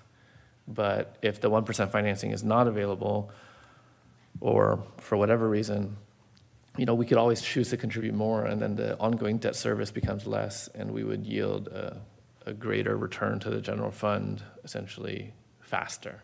So those are kind of some of the levers to talk about. So I open the floor if you. So this is not a typical ask questions, open public comment, and get back to discussion, or this is just free form? I think we can ask questions now, and then we'll open public comment, and then we'll do that. Then I'll hold my questions or until discussion. If there's any questions for staff now, if you had any inquiry onto the nature of any of the items that are on the list or any. Just a suggestion to staff is that we had a large discussion on this in June 7th, 2022, where we separated this discussion of ARPA funding into several buckets. And that should have been included as a document in the package, so we could have referenced that in this conversation. Just acknowledging that. Okay. And I think the only question that I have is maybe each of the department heads can share with us what they think are their priorities. I know the entire list is like 8.7 million, and we have 1.4 and change in ARPA funding. So if everybody thinks that's appropriate to find out what's a priority, something we might be able to make a decision on sooner rather than later, I'd be interested in hearing that. We can ask any of the staff to share their thoughts on their priority. There is a list here, so if we wanted to go first in order, that would be fine with me, because I'd like to hear that too. Dana, you're first on the list. This gives the others time to think about it. I think they're all prepared to give you their priority list, so. Sure.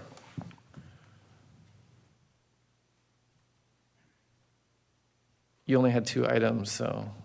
Yeah, so this will be quick, right?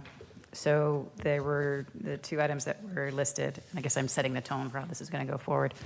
The 2 items that we identified were primarily technology related in terms of streamlining the permit submittal process, permit tracking process, and then coordination with the engineering department to continue to develop the geographic information system. And again, it's all partly related to some of the questions you asked already during the goal setting session. Part of it has to do with having a better tracking system, but also facilitating online payments for permits. We may be even able to look at how we can maybe expand the program and the software to look at possibly facility rentals. And then, of course, the geographic information system is something that would be very helpful in terms of maintaining records, getting access to things more readily than having to dig through the basement worth of papers. So it's a time and efficiency savings. In terms of priority, which do you think is more valuable to you? I would say to the extent that the GIS has a broader range of benefit in terms of, again, supporting, giving some support to engineering as well, probably the GIS of the 2 if I had to pick one. Okay. But if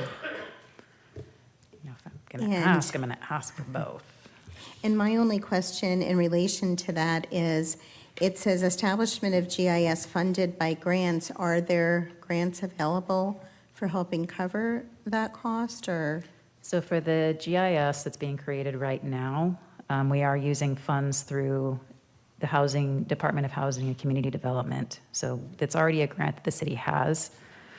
A portion of the grant is being used to create the accessory dwelling unit program that we've talked about, and the other portion is being used to set the baseline foundation for a geographic information system. And I've been working with Larry Thies, the city engineer, and a consultant and the housing element consultant actually is also creating a couple of the layers to create some of the foundational layers. But to have a really good GIS, you're going to have to create, you create more layers on top of that. So it's an ongoing, it's what we're using the grant funding right now is to create the foundation for the program, but to have a good GIS, it requires maintenance and introduction of new layers as you have new information. And that's the 10,000 annually for. And yeah, and that's a discussion I need to have with Larry actually about the ongoing costs. But the GIS at a minimum has a licensing fee of about $1,000 to $2,000 a year. So depending on how many licenses we would have, that would go into that cost. And then again, discussion I need to have with the city engineer going forward is how we continue to develop the system. Okay, thank you. Okay. And then just a correction to my list of stuff. I switched my 2 numbers. So for the permit management software, it's $13,000 initially for the first year. It's not $3,000 annually, it's $10,000 annually to maintain that system. So the setup cost initially is about $3,000 and then $10,000 for the system itself. And then the ongoing cost would be $10,000. I switched those 2 numbers in a table, so I apologize. Okay. Okay. Thank you. All right.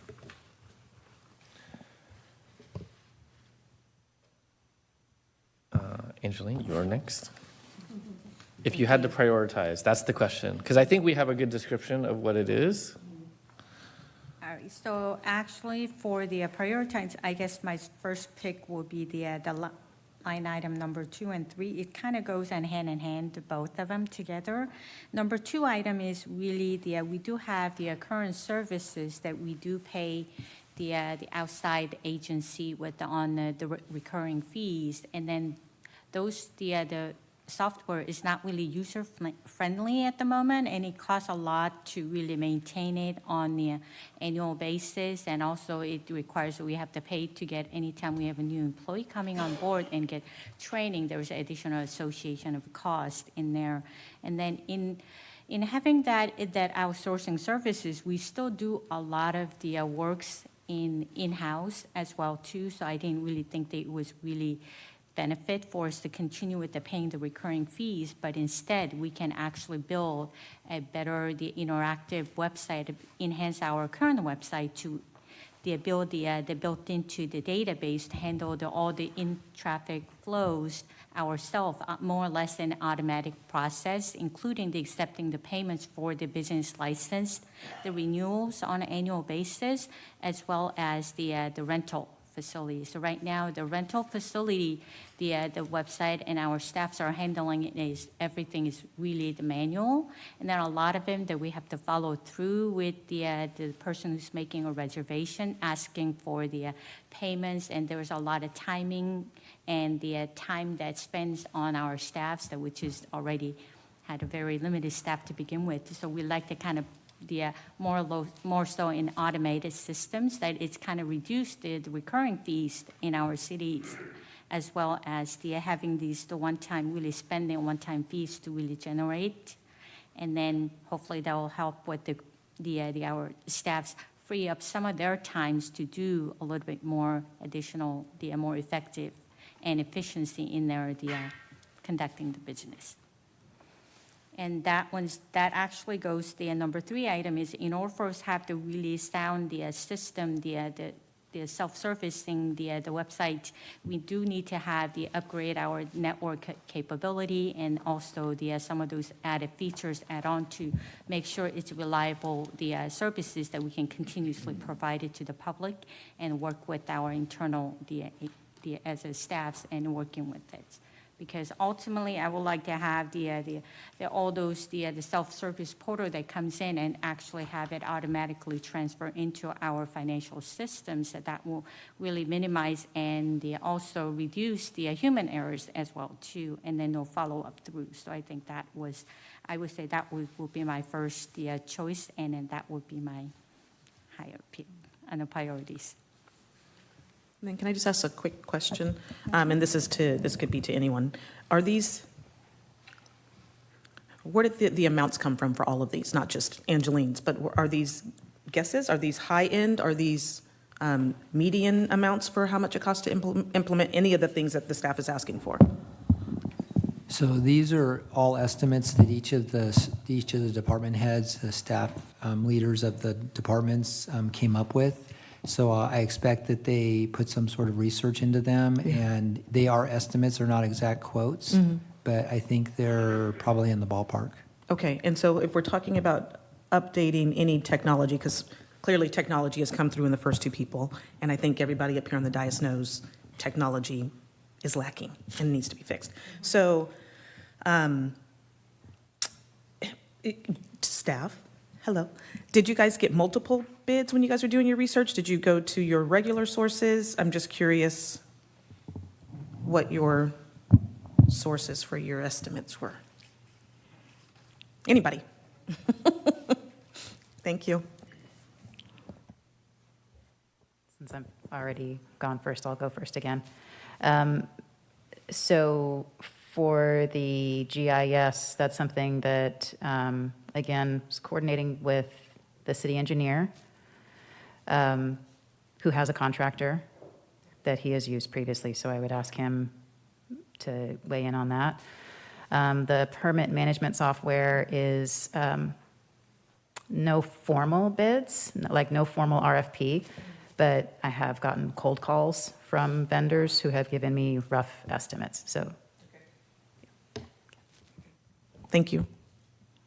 And is that pretty much the same for, you're good, thank you, Director Ayers. Is that pretty much the same for the rest of staff? A nod is fine, unless you want to elaborate if that's not the case.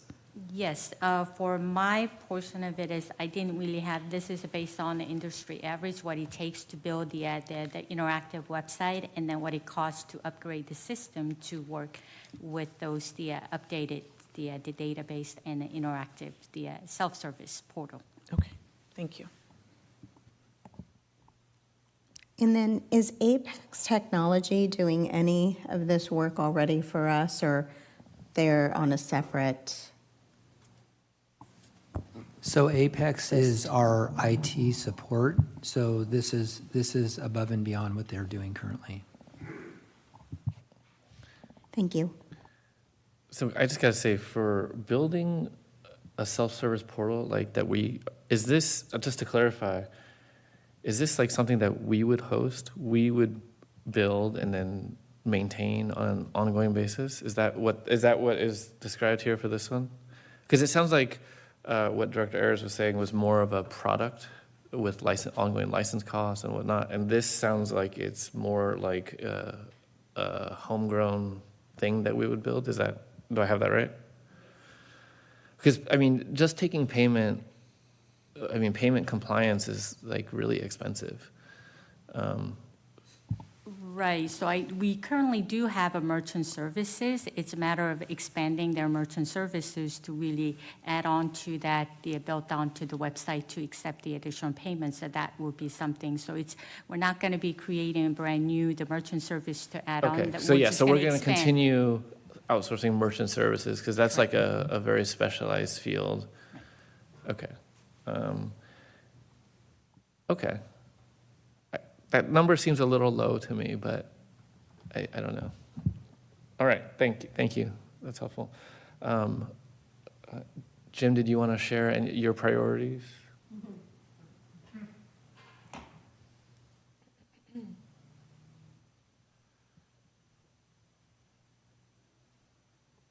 I almost said no. It's your prerogative. Just joking. I have down here as my number one choice is the Ditch Witch vacuum trailer. And we spend a lot of time digging in the dirt. I saw 3 of your guys today digging. Right. With shovels. In 3 different locations, right? Yes. Yeah, okay. This piece of equipment would be very valuable to us in the fall when we do our storm drain cleaning. It will enable us to get in the hole and suck out all the debris and everything. Right now, we're doing it manually. We have a long pole with a shovel bent, so we dig it out and lift it by hand. We do rent one of these pieces of equipment for approximately a month, going around and getting some of the deeper ones, storm drains that is, and that type of thing. But this would also enable us to dig up a main line with very minimal shovel use, because it comes with a pressure washer, so you can pressure wash the soil and then vacuum it out. A lot of times when we're digging up a main line, all of the irrigation wires are underneath the pipe. So if you're using a piece of equipment or a shovel or something, you can cut those wires. If you cut the wires, then you got to spend more time finding out which wire you cut and splice it back together. So we're talking about a huge time saving. We're talking about safety, because men with shovels get hurt. As simple as that. You get a back strain or something like that. A guy could be out for 2-3 weeks or a month with a back strain. So to me, this piece of equipment is my top priority. And I think it's going to benefit the city, save us time, save us money, and help us get the job done easier. The second priority is 2 new trucks. We have 2 vehicles that are F-450 diesels that are from 1999. And if you've seen them going down the road, they don't uphold the image of Clayton at all anymore. They just look like wrecked trucks driving down the road, just to be very candid. We're spending a lot of money keeping them on the road with the maintenance, upkeep, breakdowns, oil leaks, you name it. There's just several different things that go wrong with them constantly. So to replace those 2 trucks would be a savings to the city as far as how much money we're spending on maintaining them. And then you know, the image of Clayton. I mean, it's a beautiful place. And here we have maintenance vehicles that are, you know, from the dinosaur age, basically. So that would be my second choice. Since Climate Tech is talking about, you know, adding the Raymaster DX2 controllers, the flow meters, and the master valves, I think we could probably scratch those off of my list.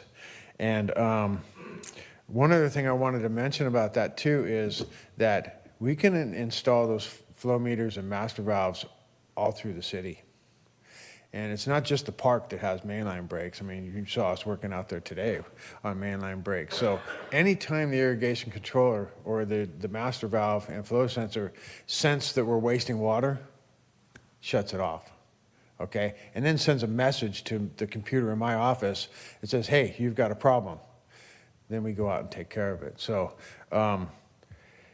putting those master valves and flow sensors all throughout the city would eventually save us a ton of money just in water waste.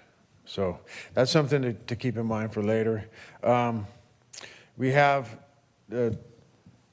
our Toro lawnmower, and I'm not even sure what year it is, but it's broken down several times in the last couple years. One time we had to ship it off to the shop and have it repaired, and I think it was like $6,000 to repair it. It's just got a lot of hours on it. You know, it's mowing all of our parks for us every week. So, you know, that was something that I added. And then the flatbed trailer. A lot of times when we have to take our mini excavator out, we have to drive it along the road, and the thing goes like 3 miles an hour. So it takes a long time to get from one end of the city to the other with it. So last time we had to do that, we rented a trailer. When we had the major storms, you know, to dig out some of the mud that we were using, but we rented a flatbed trailer. So it would be nice to have one just for moving a couple pieces of equipment around, that Like kind a of thing. ditch witch? No, the ditch witch is something totally different. This is just a flatbed, like a car trailer, you know, that'll hold our mini excavator, our skid loader.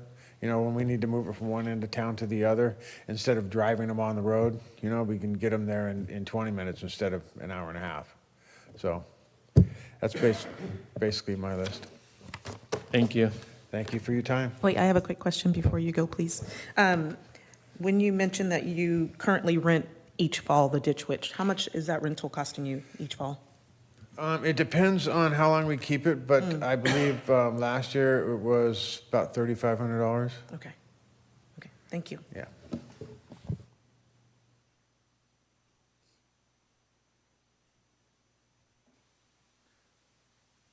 And our engineer, I think is this similar to the item that Director Ayers was talking about?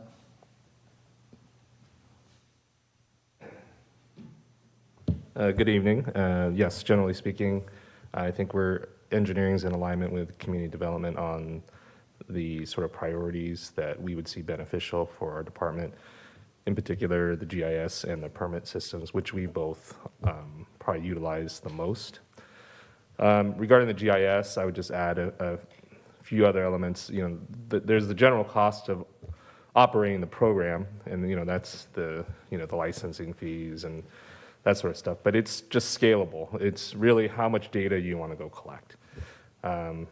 You know, we will get to a point where there's only so many maps the city still has that they can digitize, and you're not going to have a CAD file or even a paper map to use. So you're going to have to go in the field and find these, you know, particular, you know, facilities or amenities that you want to keep track of, like storm drain inlets, street lights, these type of things. You know, there is crossover, but what you'll find is, you know, it's not always complete. So the investment of having someone go in the field, pick up that GPS data, add it in for the long term is important. So it's startup cost, and then eventually there'll be maintenance, you know, because you're always updating it based on whatever's changing in your community. So I think it will become smaller over time, but I do encourage the city. It is a valuable investment when you're able to utilize what's just on your computer as opposed to having to be out in the field on every, you know, it crosses all the departments. So happy to take any questions. All right. Nope, that's great. Simple Thank enough. you. Chief, I think you're next. You have a number of items of varying costs. Good evening. I do, and I would like to address the most expensive one first. That is just something that, that's the bus pullouts on Clayton Road. Anyone that's been on Clayton Road westbound at commute time knows that when the bus stops between Kirker Pass and Washington, it creates gridlock because now all the cars in the number 2 lane have to try to get over and around, and so that creates an issue. Obviously, I know that's a lot of money, and I'm not expecting that to be funded through this, but that's definitely something that we need to think about in the future, especially that particular one. To rank the ones that I do have on here, other than that, the new patrol vehicle would be number 1. Annually, we usually have one vehicle that's at the end of its service life and needs to be retired. Last year, I know you guys funded one in a similar fashion so that it wasn't out of the general fund budget, so I would recommend that first. My second choice would be the video surveillance system at the City Hall building. We had one up until probably about 2007, 2008, and it stopped working, and it was never replaced. This would cover the entrances to the building as well as our lobby so that we can see what's going on and also record any activity that's going on if we have anybody that causes any problems. My third would be the automated door locks on the building. That building was last keyed, I would guess, around 2010. And so the problem is anytime anyone leaves, the keys do say do not duplicate. I would like to think they have not been duplicated, but we can't really be sure of that. So between 2010 and now, there's been so many people come and go that it's time to do that. This system would be one of the key card or the little fob, and it would be programmed to each individual person so that if they separate employment or we suspend them and lock them out of the building for a short time, we can disable their access and they can't get in. These systems would also actually log who comes in at what time, so we can kind of figure out, if someone's in there that shouldn't have been or shouldn't have been at a certain time, we can actually document that. So I think that's technology that we definitely should have. My fourth would be the drone. And I actually went to an Axon symposium in Pittsburgh last week, and they had a couple of different drones there. And we talked to the employee from Axon that was actually doing the demonstrations, and it turns out that you can get their technology and put it on just about any drone. So you don't have to buy the drone through them. You can get a cheaper drone and put their technology so that the video that it captures would actually be uploaded onto our evidence.com website, which is where all of our body camera and our vehicle camera footage is now. So we can sync all that together. So that's definitely something that would be nice to have, but I don't think it would be a daily use thing like these other things. So I think that's why I put it so low. The tattletale traffic lights I put lower, even though I think those are really valuable. They're relatively inexpensive. So if this is something that wasn't funded through ARPA funding, I think we could probably find a way in the budget each year to start adding those.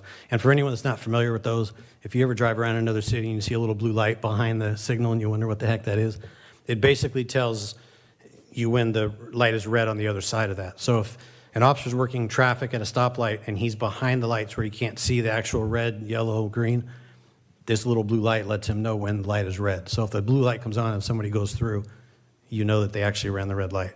A lot of cities around here have them, and I think it's time that we get them as well. So that's why I put that on there. And then number 6 is the dash cameras. That's another very expensive thing, and we are currently, we have a 5-year lease plan through Axon for those, and the current ones that we have now, we're only in year 3. So we've got 2 more years with those. It really wouldn't make a ton of sense to replace them now when we're still paying for the ones we have, and they still work. The Generation 3, which is the ones that I put on here, actually have license plate reader capability as well. So as you're driving around the neighborhoods, it's constantly scanning all the license plates. And that is really great technology to have because separate from the stationary ones that we have now, it actually scans plates all day. So if you have a license plate of a car that was involved in a crime, you can go in your system and look and see every time that our cars have scanned that plate. So you can kind of get an idea where that car frequents, even if that's not where it's registered to. So it can actually be very valuable in helping solve crime. But I think that's something that we probably will address 2 years from now when our cameras are at the end of their service life and ready to be replaced. Any questions? Oh, to answer your question, Holly, some of these we did get quotes on. The car, obviously, we buy with the state contract. That was an estimate, but we think it's a pretty educated estimate based on our conversations with Ford and what they anticipate the new pricing to be this year. And what was the other one? The automated locks on the building, we guesstimated on that. So that one we did not get a quote for. So that may or may not be an accurate number for that one. Any other questions? Yeah, I've got several. Okay. If you were to get the drone, where is it operated from? It would be, well, there's two different kinds. You can have one that mounts on the top of the vehicle and would launch from the vehicle. But the problem with that is that vehicle is not out on patrol. Right. It's not going to be available. So generally what we would do is keep it in the back of the patrol car so that if we were out on some kind of an incident where we needed to deploy it, it's already there. Everybody that would fly it would have to go and get training in order to be FCC compliant. So we would do that in this as well. Okay. What about from the police station? Would you operate it from there? Because our staffing is so small, if we have an incident that involves something like this, we're probably all going to be out on it. So there would be no one available at the station to do it, really. Last question. On your item number 3, new patrol vehicle, price is $85,000. Yet on the agenda report, it alludes to the replacement value of a vehicle, $70,000. What's the difference? Is that the same vehicle or is it two different ones? No, $70,000 was last year's purchase, but Ford anticipates the price going up this year. So the $86,000 or $85,000 is the estimated new price. The cost to equip the emergency vehicle equipment and the decals, we anticipate that to stay the same or be relatively close. But the cost of the vehicle itself, we're anticipating to go up. It's been several years, from what I understand, since Ford has raised that price on that state contract, but it's going up now. Okay, so it's the replacement of one vehicle. This other one is a purchase of a new one at the next fiscal year? No, it would be the same. It'd be a purchase of one to replace one. Okay, thank you. You're welcome. Any other questions? Yes. And so the police vehicles are purchased through the state, but with the maintenance department, we can't do that? Because I'm just thinking 3 vehicles, is there an opportunity for savings there? Is it? Yeah, so Ford issues a price list every year, although I didn't see one this year, probably because they're not really manufacturing many cars right now. But it comes out every year and it has the state price for municipalities, and it does include work trucks. Okay. And then I know that your most expensive item is the first thing you talked about. Are there infrastructure funds from the federal government for that? I know there's been billions of dollars issued in infrastructure. I don't know if we've even looked into that. Not that I'm aware of, but that's a Okay. great question. Okay, that's it. Thank you. I wanted to expand on that question. When you mentioned the bus, the one that's at Washington, that should be still Concord's side of the road. Are you talking about coming into Clayton on that side, or is it also doing it on the other side going towards Safeway? Leaving Clayton. Okay. And we looked, it's like a weird diagonal where the pavement changes, and that's where the city changes. We looked at that before I mentioned that, and it is on our side. Okay. Just barely, though. Okay. And then, yes, because it's right by the Westwood, then, right, is it by St.? It's basically right in front of Shop and Go, like right there. Oh, yes, just before you turn in, like Yes. after you turn in. Yes. Oh, I guess it is sneaky, and it is right there. Yeah, okay. So then, is that the only pinch point? How many other ones are there? You're saying 6, but I'm trying to figure out where they all are, where it doesn't turn in. There's a few going eastbound that are further down. They're not as bad because you have enough warning ahead. If the bus is stopped, you can go around. Okay. That one gets bad because at the red light, cars back up anyway, and now you're stuck behind the bus. So the other ones, I mean, they all would benefit from having a pullout. I know some of them already do, but some don't. That may be because we don't have the easement to move the sidewalk around it. I'm not really sure. Okay. And then there's a few there's 2 bus stops that are like 200 feet apart. I don't even know that they actually stop at both of them. I'm not sure why they would. So one of those may not even be active anymore. Okay, and then this is a question just for staff. When we were talking with the county and our partners in East County, and I guess it was Central County, about the corridor of regional significance, I think it was. Maybe this is a question you can answer. Isn't this something that we can discuss with them to help us with funding with? If since we're already involved with trying to be included in that, isn't this something that we can tap them for? for assistance on helping us find grants? Good question. There is not anything specific with regard to County Connection, and I'm aware of a Transpac regarding that turnout cost, things like that, but it's a good question. And I think it's a conversation that Jim, as somebody who's a representative to County Connection, could probably ask if what he's aware of. That'd be great. Okay. Sorry. Yes, that's Jim, actually. Okay, thank you. I don't know if the question is for you or for the city manager, but when he and I were talking earlier today, and I may have overlooked it in here, that's very probable, the traffic survey, speed survey, whose responsibility does that fall under, and is it any of these documentations? Speed survey would fall under the city engineer's responsibility and is not in any of these documents. It's not. No. We are planning to bring that back for discussion, I think, at our next meeting. I don't have any further, actually, for the drone, that's line of sight, right? For operating the drone? Yes. Does the topography of the city impede the effectiveness of a drone that needs to be line of sight? I mean, we have like trees and a lot of trees everywhere. Is that a concern? I mean, it could be, but our intentions, if we're deploying it, would be at whatever scene we're at. So we should still be close enough that we can use it and still have line of sight. There are places that can use it from their PD or whatever. Like I said, we just don't really have the staff to do that, so I don't think that would ever really be an issue for us. Okay, thank you. All right, thank you. Thank you.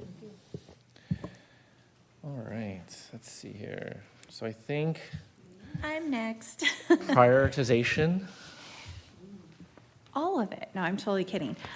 So priority would be agenda management system, and the second one would be the file cabinet system on the first floor. The agenda management system, a previous city manager had me research that back in 2020 and spoke to several vendors. The quote that you see in this document is actually a recent updated quote from eScribe. That was from October of 2022. And that would include a transparency bundle with webcasting plus, and there's other options we can add, such as live closed captioning, e-public comments, and a vote manager if we wanted that, but I don't think we'd need that part.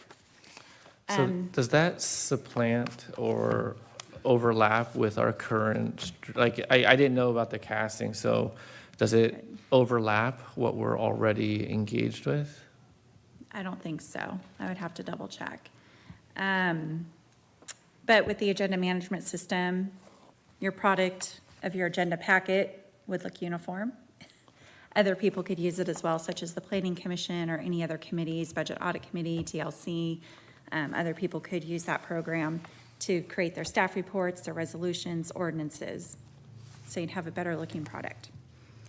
The filing cabinets in the first floor, it's embarrassing. They're broken. Some are not fireproof, and some have personal records in there that should not be accessed by anybody who has a key to that room.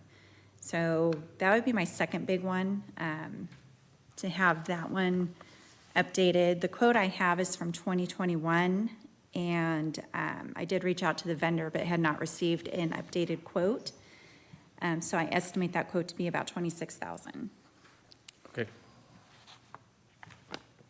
And Janet, can I just ask you to describe, because Ron described for me this morning, the current process for putting our agendas together, just as brief as you can, because I know it's getting late, but it's so arduous.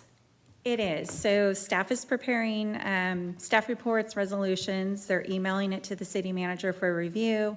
Any changes made to that, then they are put into a common drive folder for uploading to the website, creating PDF, and then putting the whole packet together.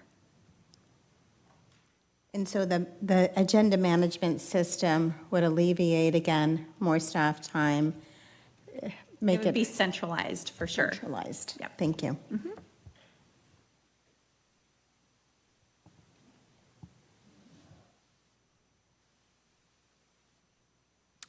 Thank you. Well, thank you for the opportunity. And I did not want to leave out Ron.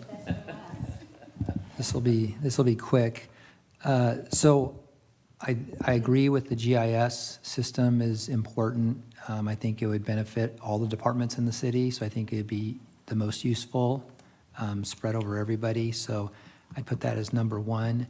I think that a city hall pool vehicle, an electric one, preferably with our new electric charging system that we have, would be another benefit in that most employees are now using their personal vehicles.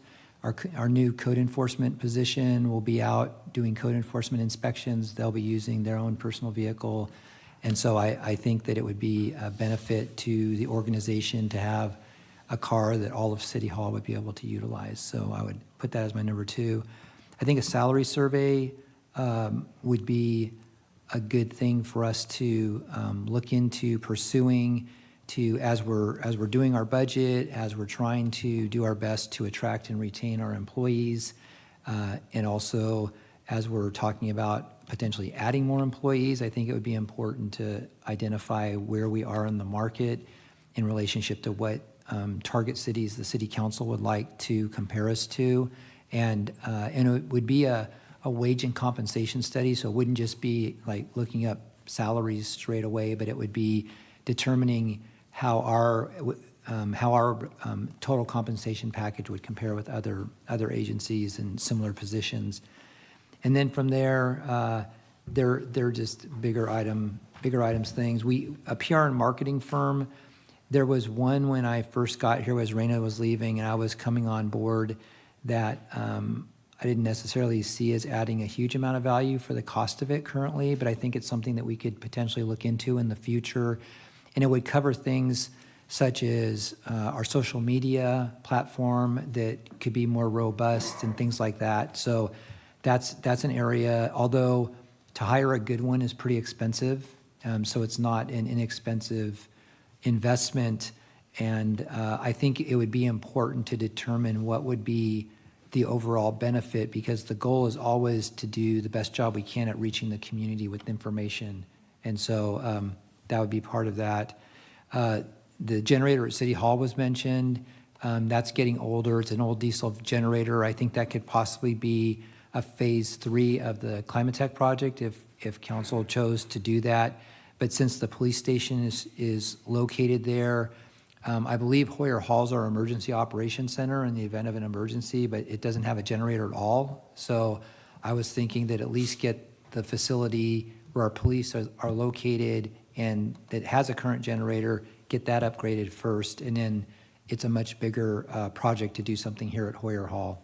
But we haven't had an emergency here in a while, or so it doesn't seem like a very important thing. But when the lights go out for 3 or 4 days, it'll be really important for us to have something like that. And then I threw in, which was mentioned earlier as well, the irrigation system at Community Park. I just threw a number out there, $1 million. I don't know what it would cost, but I know it would be expensive. And then the question would be, how would it be designed such that it doesn't have the same problems we're experiencing now 10 years from now? Because the earth is still moving. We saw that in the GAD discussion. So I think that's an area.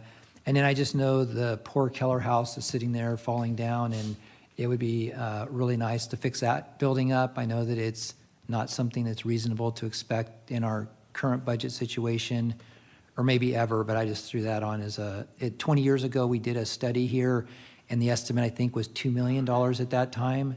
And so $5 million is probably on the low side, but it's just something that we do need to keep our eye on, because I think a new roof was put on 4 or 5 years ago, and we just have to keep it watertight so that we don't lose it further. So that would be my ideas. Thank you. Any questions I think that concludes the staff component, if we had any questions remaining for staff. Right, so my question is, are we going to make some of these decisions this evening, like right now? We have the ability to do that. I think some of them may require further exploration, and we could give guidance on where we want to prioritize that effort. I think that's probably a likely outcome. Somebody going to keep tally of the Yeah, we're 1.4? gonna, yeah, we're gonna have to do that. Mhm. But I think that probably concludes questions with staff. Okay. I would, then I guess I would open this up to public comment on this item. If anyone has public comment on this. If we're going to, is this all we're going to be discussing as far as, if we're going to move forward on this piece, are we going to take public comment after we discuss each portion?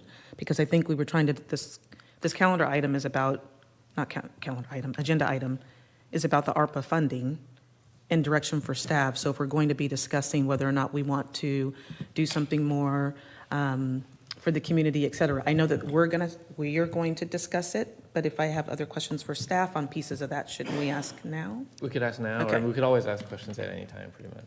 But it might spark something for Yeah. the public is why I'm thinking that. You have your mic on. What were you going to say? Yeah, I do want to clarify the agenda item. The way it's listed on the agenda is limited to the city uses that were described.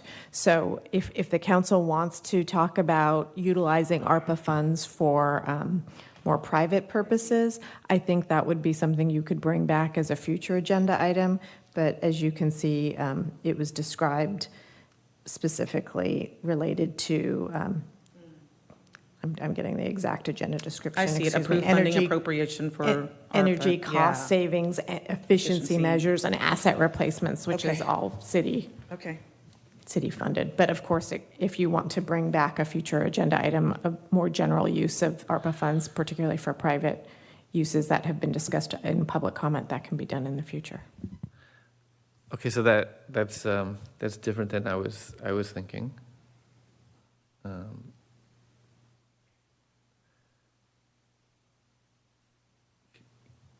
going to read this one second here.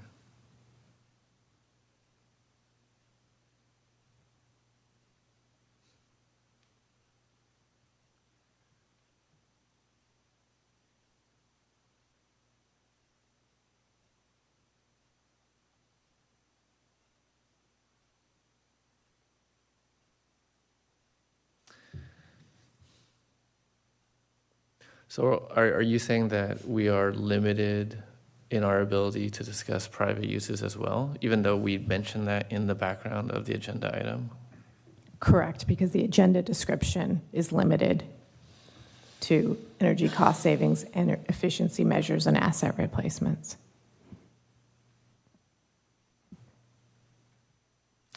Okay. Yeah, I think my intent for this was to discuss all of them together. But if we cannot do that because of the way that it's here, then that is unfortunate.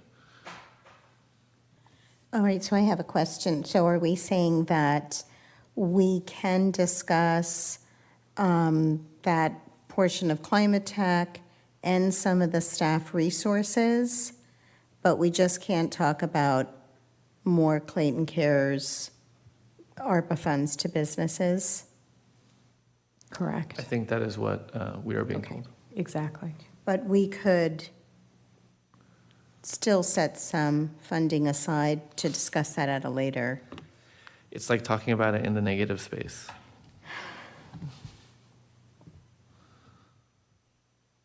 Okay.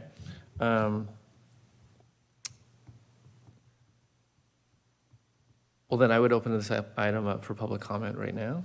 And if anyone has any comment that they'd like to offer, now is the time.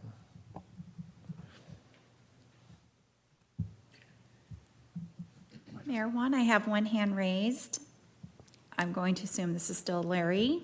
Yes. I am going to promote you to panelist. If you can please unmute your microphone, you'll have 3 minutes to speak.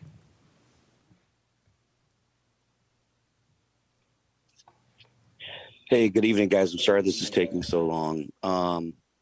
Yeah, I'm understanding on both sides of this. And we once again keep considering if you're going to do a small business to this, we keep pushing it out. That doesn't work. I mean, we have to collectively make a decision if it's something that is in best interest for you or the small businesses. That's why I keep pushing on this. So definitively, at some point in time, you guys have to make a decision. We can't wait until October, November, December like we've done last year. I know there's a lot going on. It's exciting to see the things that Clayton could possibly go forward to better the city. I'm 100% for that. Just my main objective with you guys is that come to a conclusion that seems somewhat fair, or make a decision that you're not going to do that. It just gets a little tiring having multiple conversations with a lot of business owners and not really knowing what would be the next steps. Basically, that's it. And I appreciate your time with that. That's all I have to say. Thank you. Mayor Juan, I do not have any other hands raised on this item. Okay, then I will close public comment and bring it back for discussion.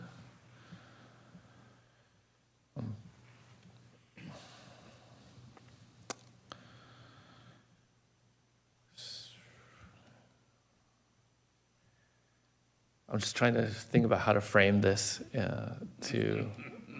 Delicately. Given the parameters that we are in. So I do think that there's a number of items here that are persuasive that we should either move forward on immediately or gather or recommend that staff prepare more detailed information so that we can then execute when they do so. I don't know if you guys had any ideas on those. I wanted to thank all of our staff for putting together their priorities, and I acknowledge that they are priorities. There's a lot of items that were put on their list, which I think that are really, really important for each of your departments to be successful. It's clear that in the past, we have spent some ARPA funds, as staff has requested, to save money. That's kind of the idea behind the ARPA funds, is to invest so that we don't have to keep spending money. It's just kind of that's why the idea of putting some of it towards climate tech makes sense. It's an investment to save money in the future. Same thing with some of the equipment you guys have talked about. Invest in this so we don't have to keep paying for repairs and maintenances that are otherwise necessary. But I'm looking at the total picture of what was just asked for. When you look at your priorities from each of your departments, we came up about $600,000. And that's pinned down from the $8.7 million, which is originally requested. So $600,000. Then there was another conversation tonight, which is $400,000 as a possibility of using towards climate tech, as a deposit towards using it towards a payment. So that's $1 million. And then there's another major fee that's coming up that we have not talked about, which is the $500,000 potentially to repair the Cardinett Trail and the creek. So that's 1.5. Then we got a bunch of other costs, which include the GAD fees, which are not funded very well, which we talked about last week. We have future budget shortfalls, which we used for the ARPA funds for this past period of time, which was severely poo-pooed by some as something we shouldn't do. But it was helpful to get through. It wasn't necessary, clearly. Thank you for your budget, half your budget, appreciate that. We have community relief, which was asked about by two different public members, and which was clearly a bucket, which we look back on our June 7th meeting of 2022. One of the buckets was direct community relief for future use of the ARPA funds. So I don't want to ignore, which we've already talked about and discussed, and you weren't a part of us at that time, but that was something we clearly decided as an important part of our bucket. So thank you for the two business members who spoke towards that, because that's something we decided that was important. Throw in lighting and stormwater, and not even to mention the fact that we're 4 FTEs short of where we should be to actually give relief to our current staff. We got pretty significant budget concerns, and what I don't want to do is have this conversation in a vacuum of our larger issues financially, which are coming up, and we have to discuss and get clear through on our June budget conversation. So it's April, May, June. Larry and the other business gentleman from Boba, your business's conversation needs to be part of the larger conversation of how to use ARPA funds. And I'd be remiss in saying that we're going to dedicate even $20,000 in this until we have a larger conversation of what our budget concerns are and how those funds are going to be used relative to that. And that's kind of my take on it right now. Not that I don't want to spend the money, because I really think it's important in a lot of respects to spend it, but spend it wisely so we're using it in a manner that makes sense relative to investment and saving money in the future or giving the relief it's intended to do. That's my comments. So are you saying that I just want to clarify, are you not in favor of giving direction for some of these items right now? That's what I'm saying. I think that if there are some items that need to be spent on, but I'm not want to choose to spend items until we have a much larger budget conversation about how that, as you said it last year, general fund money would be spent. It's basically, as I understood it, savings. We don't want to spend our savings until we know clearly what it is. And I want to have a much larger budget conversation before I choose how to spend it and make sure it's being spent accordingly. Okay. I have one other question, and that is the landscaping maintenance district, which has its own fund. Can that district purchase some of the maintenance equipment that's on the maintenance director's list, like the lawnmower, the trailer? Is that a possibility? Sure, if they had funding, adequate funding too. I will let Ron speak a little bit more to this, but he has a subcommittee that's supposed to be meeting to put an overall plan together. So there is money in the landscape maintenance district. But before they just spent money without actually having their plan developed.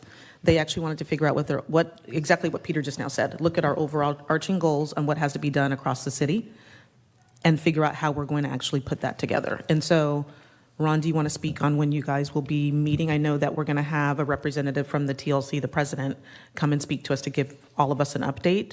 And I think in between that time, the city manager, as well as possibly the engineering firm, and then the subcommittee will be meeting to discuss this plan. And so hopefully by then we can have more information. But he's nodding like that's good enough. Yeah, that's correct. We're in the process of trying to set up a meeting with the subcommittee. That'll probably happen towards the middle second half of this month, and then that will feed into the TLC discussion that's going to be happening on May the 8th regarding the budget, and we'll go from there. Mm-hmm. But to answer your question on whether or not they could, sure, they could. Mm-hmm. And so when we have that meeting, I'll take that feedback back to them. Or Ron, actually, the city manager can, because he's going to speak to them before I will. When they have that discussion to develop the plan. Sure.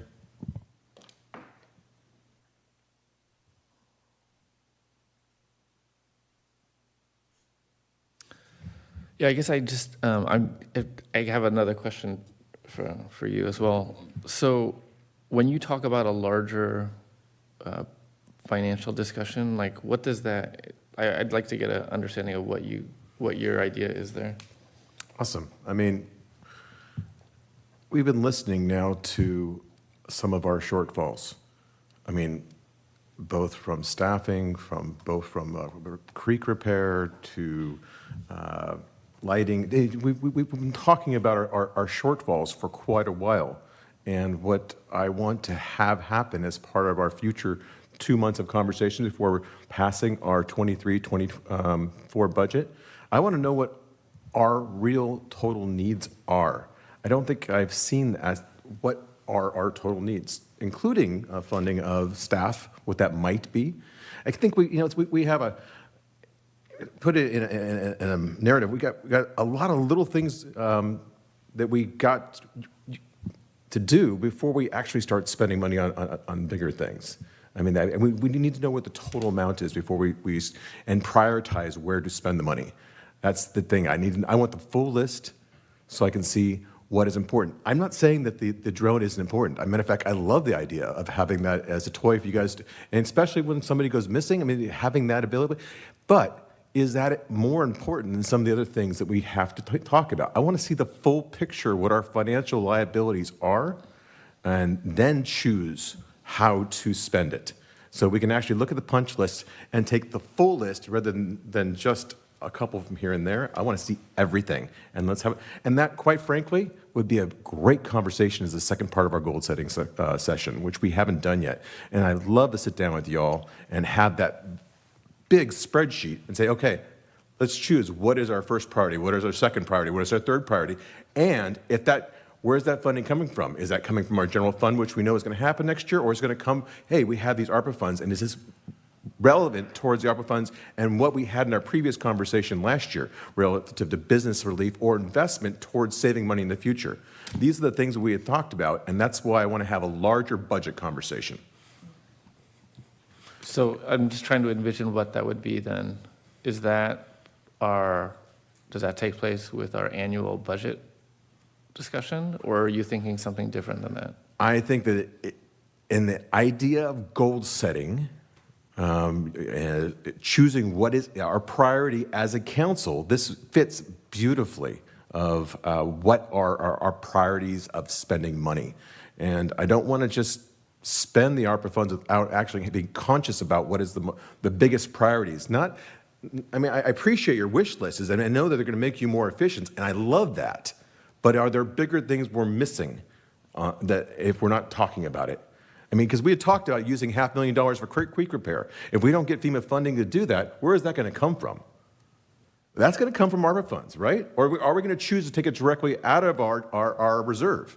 We got to have these type of conversations relative to bigger budget issues. And that's why I don't really want to spend ARPA funds right now to help you all until I have a bigger conversation about what our bigger needs are.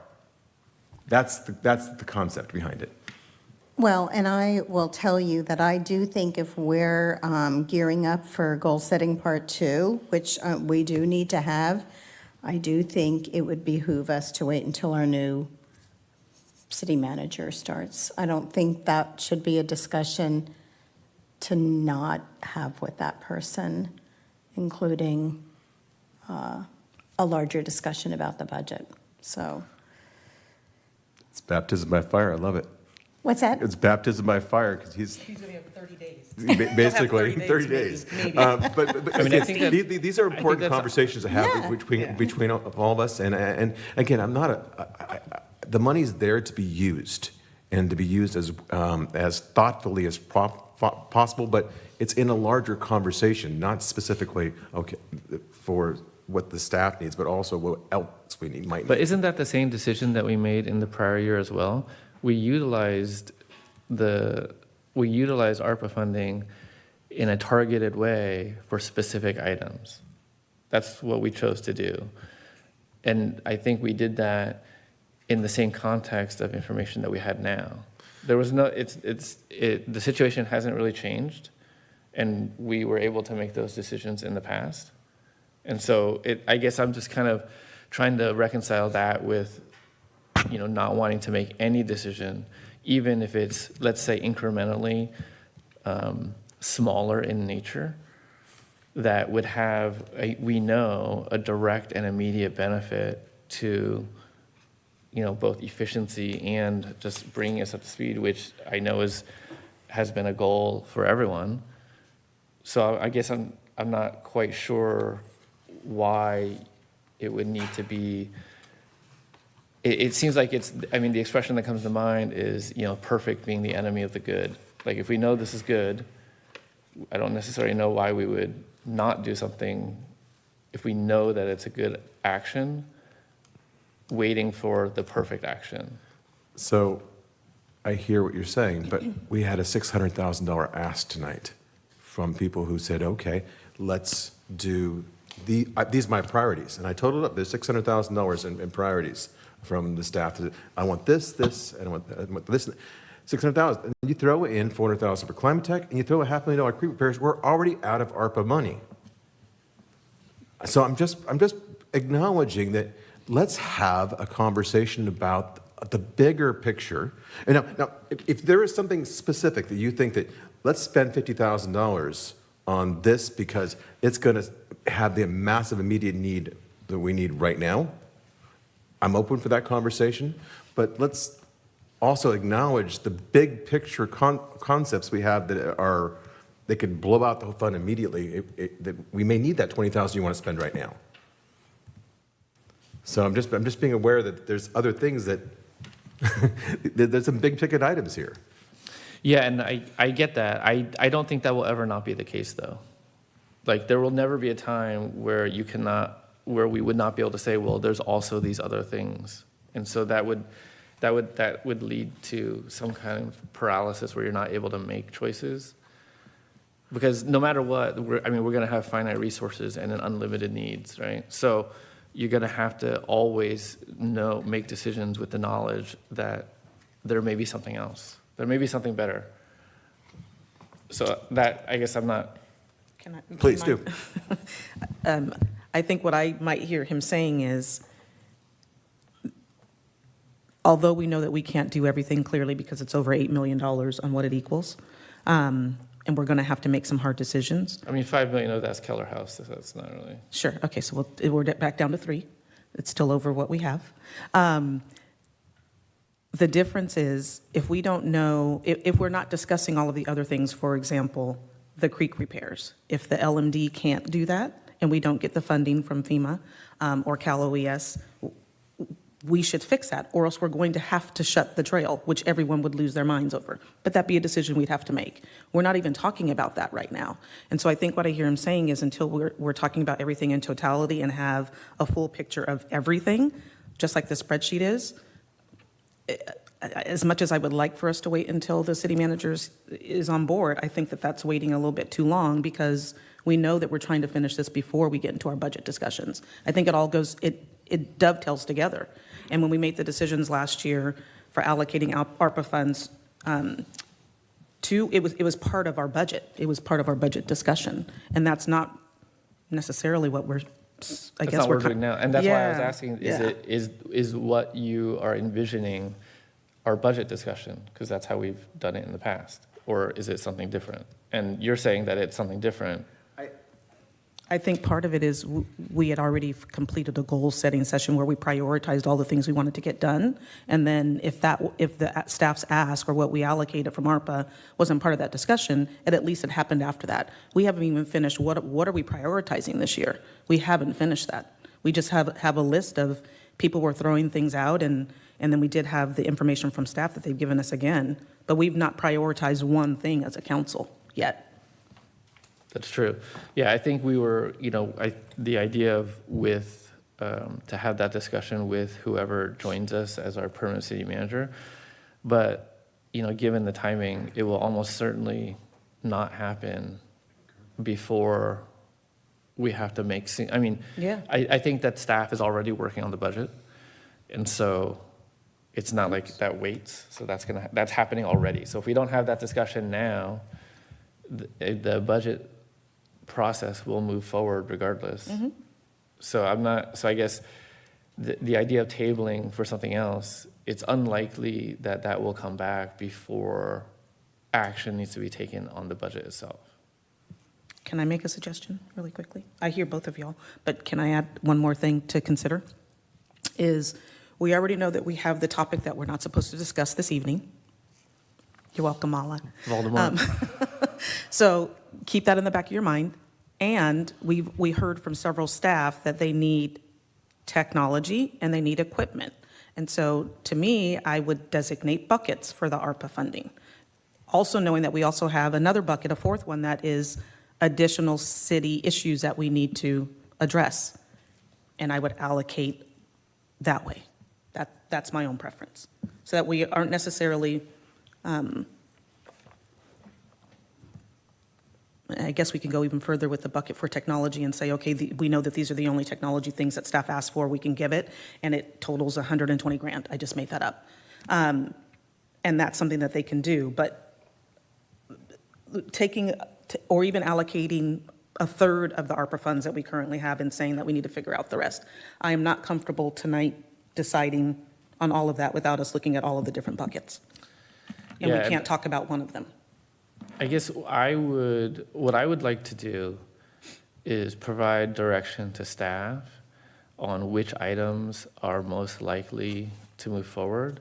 Because each of these, as they list as an item, I do not think it's sufficient to say, yes, go spend $50,000 or $80,000 or whatever it happens to be. But I do think it would provide direction to say, because, well, and that's, some of these things will be constrained just because of availability of time.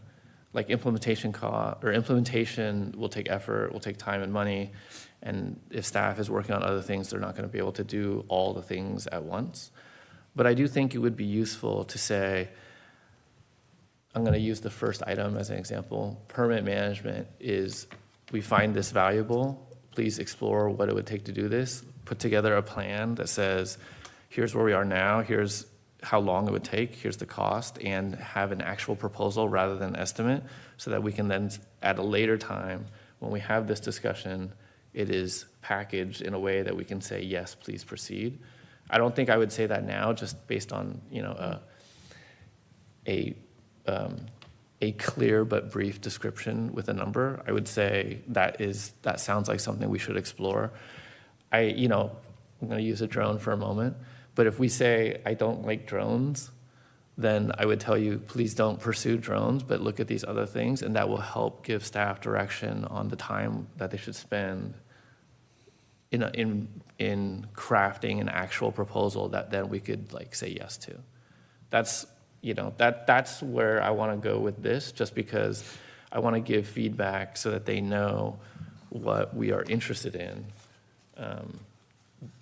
beyond just we can't give any feedback because we need more information. So I as far as authorizations of spending, we may not be at that point, but I do think that we can say, like, these are things that are, sound like they have a lot of value based in combination with your priorities, as well as feasibility, as well as what we find most important. So that, I think, is where I would like to go. And I don't know if you are amiable to that. But if not, that's fine. I'd be glad to share those thoughts, and then you can weigh in as you think. So as I look through these things, and also with the thing that shall not be named, I think that's also important. But the GIS and permit thing, I think that's something that we really need to do. Can I ask really quickly, did they have any thoughts on any of the stuff that we said first? Well, I mean, that's why I asked the staff for a list of their priorities. So I thought we were going to have a discussion about, once they said what their priorities were, what we thought had the most value, and maybe it needs a more clear estimate and a little bit more detail on their part. But I'd like to at least identify what those things are tonight, rather than have them keep talking about the things they need and us not moving forward with what they need.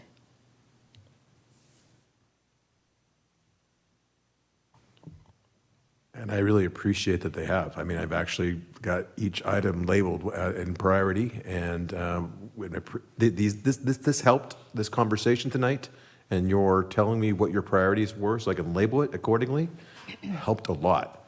And Jim, your conversation about the ditch witch and how that might help you from a labor and an efficiency standpoint and cost, that helped a lot tonight. So I appreciate that. And it's not something that's off the table, don't get me wrong, because there are places where it makes sense to spend money to save money. And that's kind of what the concept of what the ARPA funding was, at least when we talked about it last June, was, well, let's invest it so we can save money in the future. But there was also some other components in the buckets we had talked about in June relative to community assistance, et cetera, that we have not, is not part of this conversation tonight because of the way it's presented. And I'd like to have a larger conversation about that, so we know what we're doing, rather than making decisions quickly that aren't well thought out.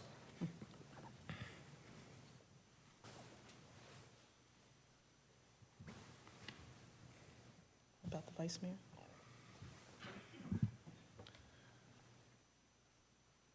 Okay, so Yeah, I do think the prioritization is very helpful. The ditch witch discussion alone, like I literally did see three separate guys or three separate groups of folks like in a hole this big with shovels just digging dirt today, and I was like, that seems difficult.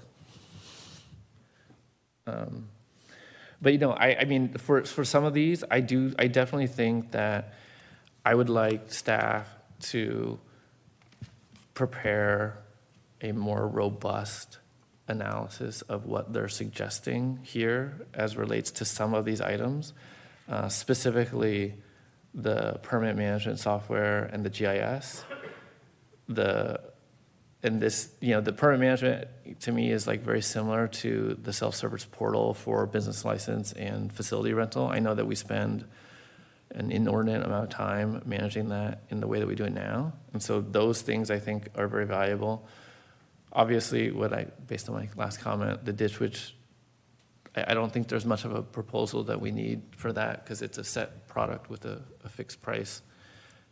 Not fixed, but I mean, it has a real price. And so that one definitely, I think, has a lot of utility. The vehicle purchases, I would say, is harder for me just because of they're such a larger cost. But I think I'd like to explore that more and find out what the incremental gain that we're going to get from it is. And I think that we can model that out pretty easily just on the ongoing maintenance costs. And then on the police side, I mean, the tattletales, obviously, I think that to me would be a given, just given our future focus on traffic enforcement. So it seems very odd to me that we don't have cameras in the building. It's crazy. It seems odd that we don't have that. I think that's a kind of an expectation. And then I think every year we found a way to fund a police vehicle. So that to me seems like just, otherwise we get behind. And I think this is the same conversation that we had in the prior. Some of the others, a little bit more on the fence on, but those definitely I feel like are useful, those three for sure. And so as you're looking at how you are going to prepare, this is preparing the actual proposal with more cost, those are the ones that I would focus on for sure. And then agenda management for sure. I think every city uses Granicus, and I know you were looking at eScribe. Every other city I know uses Granicus. And I would say that there's a benefit to being like all the other kids here. So I would explore that and see what that would take. And then the file cabinet, obviously, to me, that just has to happen regardless. We have to fit that into our regular ongoing operational maintenance stuff. And so that's, and the pool vehicle for sure.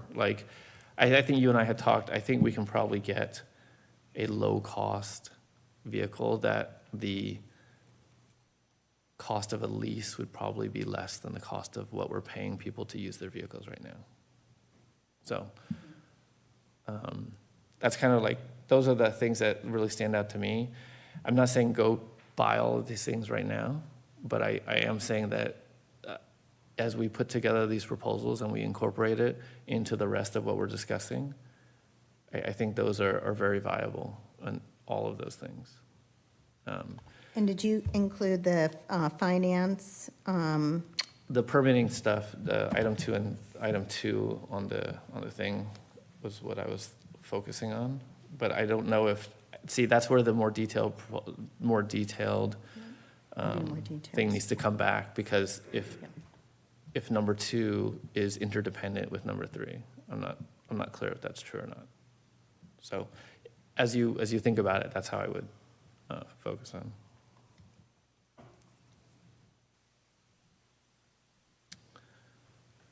Did you have any? Yeah, I do. All right. Can I speak? You may, please. I agree with you that we need a more thorough analysis. First of all, are we chartered here now to spend all of the ARPA money at one time? And does that cover all of these items? No, correct? So I think an analysis by each department head with the city manager's direction is to come along and say, all right, what are your top, here, first of all, let's establish a baseline on how much money you think we ought to spend or authorize to be spent. And then have the department heads come back with their items and see does it mix properly? Does everybody get the top 3 items that they want? I don't know the answer to that. But I'm not prepared to make any decision tonight on a list of 20 items from each department head. So I think a little more analysis has to be done with the city manager and each department head and come back with a trimmed down list or maybe something's a little more prioritized is the word I'm looking for. What is your top 3 items that you really think you cannot get by without? Does that, if everybody put their top 3, does that meet how much money we have left in ARPA? It's not, I don't know. That would be helpful to me. Thank you.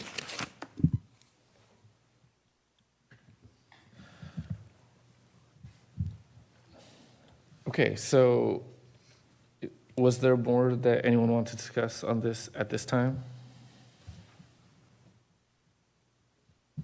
So, well, I guess my last question is, so the staff will come back with those recommendations, prioritized list, and then we'll agendize that for a later date.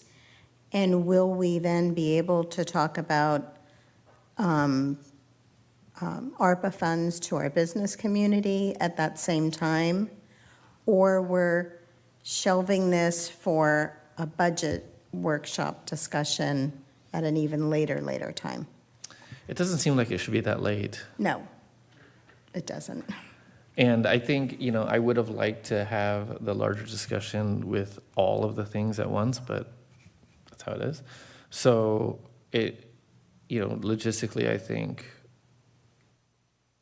we will have to bring back when we talk about ARPA, I would like to bring it back as just a general no restriction ARPA discussion.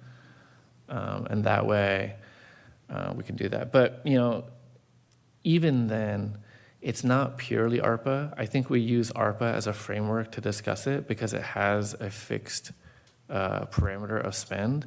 But ARPA is just reserves, right? So it's really just, I think the discussion is more of a one-time cost discussion rather than like ARPA specific. If we do that, then, it doesn't have the same constraints that we have now. So, and I think, I'm trying to figure out when or how we could have that in conjunction with what Councilmember Cloven is talking about, because that I think what you are talking about is a purely open-ended thing about anything, any significant spend items. And so I'm trying to marry those two things together in how it would be agendized so that we could have that discussion. So I think we have to think about that a little bit. Yeah, it is a tough conversation because I've heard in previous conversations a possibility of $500,000 from ARPA being used for the creeks. I've also heard about $400,000 from ARPA being used for a funding source for Climate Tech's second phase. So there's $900,000 of it, 1.4 million. That only leaves us with 500, and we have a $600,000 ask here. And that doesn't even address some of the other issues that might come up. That's why it's a challenging conversation overall. And I just want to make sure that we're aware of the overall arcing of how we might need these funds. And you're right. If we're just talking about this is coming from reserves and ARPA is for reserves, then let's look at, are we going to be using some of our real reserves for some of these issues? I mean, it is real reserves. My point exactly. ARPA is reserve. So and that's something we've tried not to touch in the past is our reserves. So this is a whole new conversation relative to a bunch of items which we have. And I know it's kind of open-ended, but these are the conversations we should have now, so we try to get in. And we will be having in the next month or two as we talk about our budgets. So it's not something down the road. It's now. These conversations are happening. Maybe, I'm sorry, were you done? Sorry. This is a question for council and for the rest of the council, for council and the council.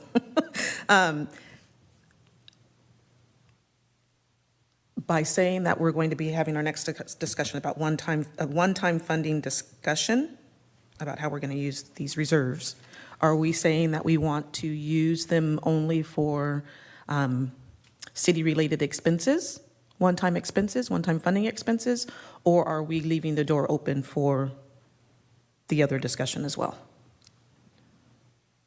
I think it would be an open frame. Okay. It's just Okay. whatever at that point. So is that, so I don't think that it's a hard conversation, actually. I'm just trying to figure out how we would properly agendize it, so that we get it. That's really my question. So if we want to have the discussion around just general, all-encompassing utilization of ARPA and other potential one-time costs from reserves, like, is that a question that we can, or sorry, is that an item that we can then agendize so that we could take action at that time? I guess I would want to have a better understanding. It's a very broad Yeah. description. That's my concern, because it seems like you could use it on. Because you can't have it that broad, right? Isn't there some limit onto how focused the agenda item needs to be? It does. People have to have a basic understanding of what you're going to be talking about. So that is my That's concern. why I'm struggling with how to frame it. I think it's not easy, but we could have it, but I'm just trying, I want to make sure that we structure it in a way that is appropriate. Yeah, because the way you've just described it makes it sound like you could be spending any On funds. anything. Exactly, on anything, which is frankly. Too broad. And so if you wanted to structure it to talk about what we've just discussed tonight, we could use some of the description from this agenda. If you wanted to talk about potentially giving additional business loans to the business community, we could add that to the discussion. I'm also hearing a sense of maybe wanting to discuss certain capital improvement. I don't know if capital improvement projects is the right word, but I could work with our city manager, but capital projects related to creek damage, and maybe there's a handful of other things so that we could expand. But I would want something that was a little clearer in definition and not just expend it on anything. Yeah, and that's what I was trying to navigate there, because I know that there's a limited scope that we have in terms of how we frame it. Mayor, I was going to say, I know there's a desire to go quickly, but maybe if it's a two-step process, maybe the discussion could happen first, and then with a good description about that's maybe a little broader, and then direction on specifically what the next action would be. So that might be a way to have the bigger discussion and then provide direction on what you want to see come back for action. But that just takes 2 meetings instead of 1. I mean, this is kind of, at least this discussion is part of it. Correct. Right? It just doesn't include the other pieces. Okay. I need to give that a little bit of thought. So I think as it pertains to what we've talked about tonight, I'm hopeful that that has given sufficient guidance when you're talking about, or when you're thinking about what to do further research on and prepare. But then we'll have to figure out how we bring it forward with the other items. So, okay.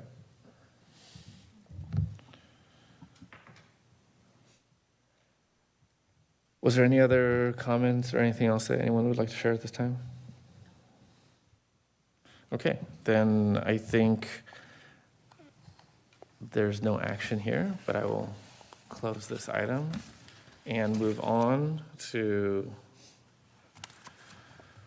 item 10C, which is consideration of canceling any regular scheduled meetings.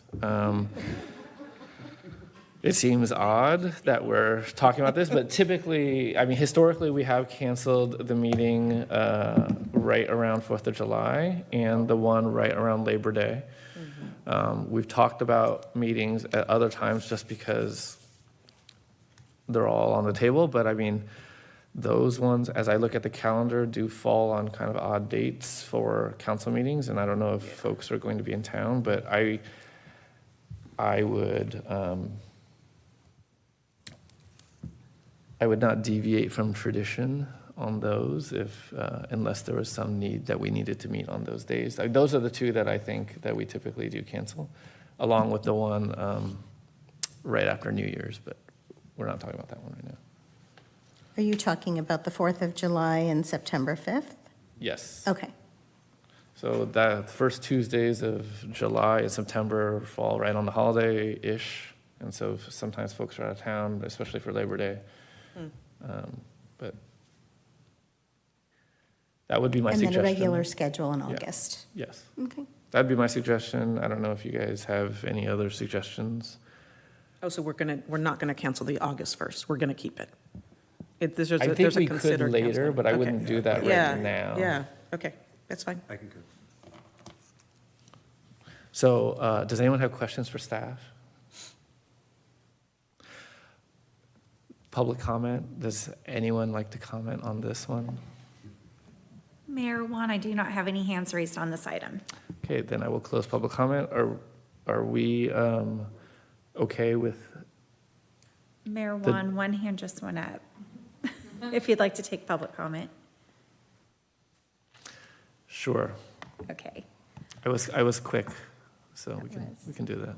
Roy, as I promote you to panelist, if you can please unmute your microphone, you'll have 3 minutes to speak.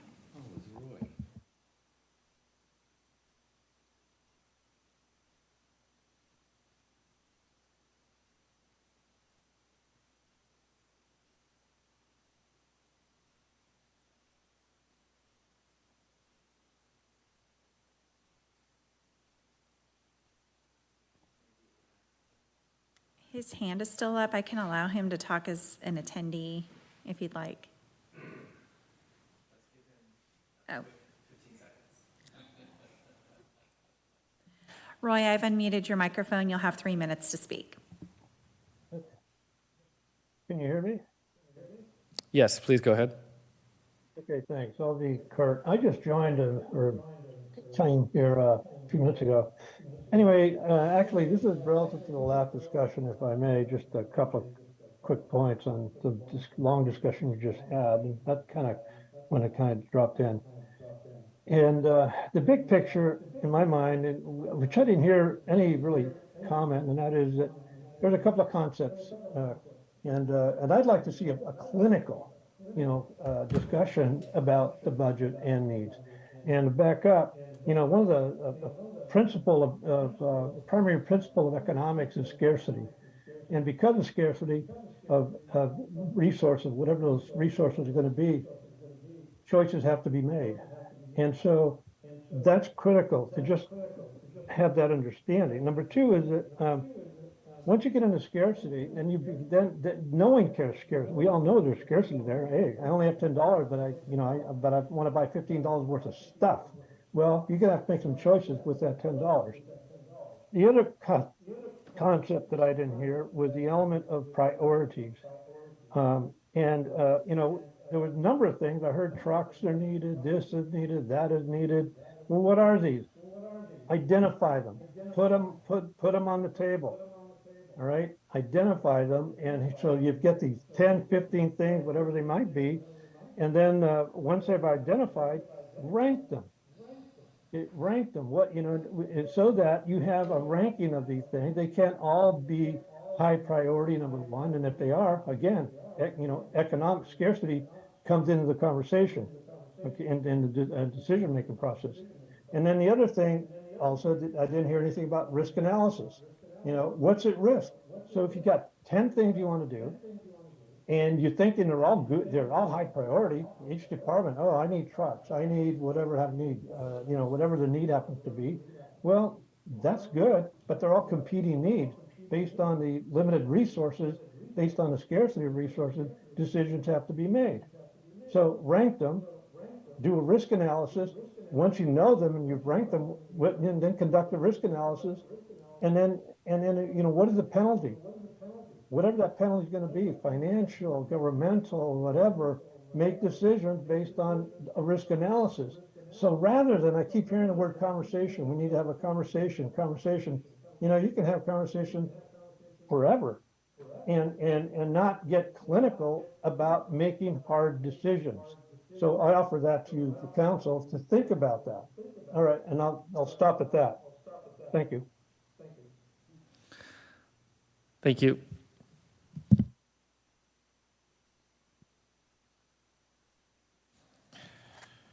So we were proposing, Are we still talking about the dates? yes, we are talking about dates. What, reprise that for me. We were proposing canceling the regularly scheduled first Tuesday in July and the one in September. Which one in July? First Tuesday in July, which is July 4th. It's July 4th. Are we going to meet on a holiday? Well, that's why we're proposing canceling it. And I'm first, asking a rhetorical question. well, you got an answer. First Tuesday in September also, which is the Tuesday after Labor Day. I got that. So That was those it. are the 2 days. I think that's what I proposed. That's all I want, clarification. I'm fine with that. Okay. I am. I don't know about the rest of these folks, but. I think they had indicated, everyone indicated they were okay with it. Mayor, can we get a motion to that effect? Yeah, I'm just getting the right agenda item first, sorry. Because I messed up on the read earlier. I move the two meetings, the one on the 4th of July and the one on the day after Memorial Day. Labor Day, be canceled in accordance with this conversation. I would second that. Janet, would you please call the roll? Councilmember Trupiano? Yes. Councilmember Tillman? Yes. Councilmember Cloven? Yes. Vice Mayor Diaz? Yes. And Mayor Juan? Aye.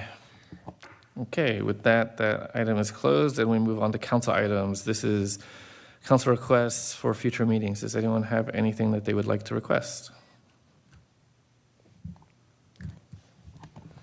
I just have a few. One I already mentioned earlier, just for us to get on the agenda, the TLC update, which I think will be happening probably in May.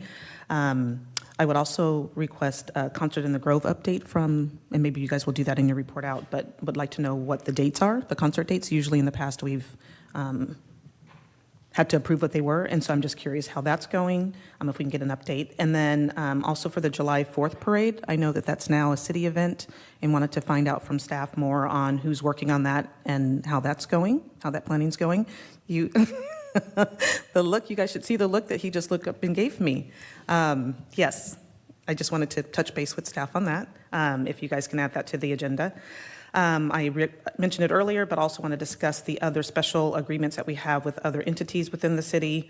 And I would also like us to bring back a discussion on amending the municipal code to allow food truck vendors on certain days and nights here in town. It's something that I had requested, I think, in 2021, and I'd like to bring that back.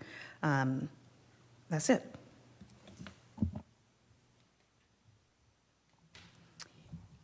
And the only thing I had on my list, again, was Mount Diablo Interpretive Association was hoping to do a presentation at the next meeting.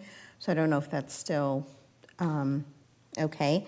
I will confirm that with them. And Concerts in the Grove, we just spoke this morning.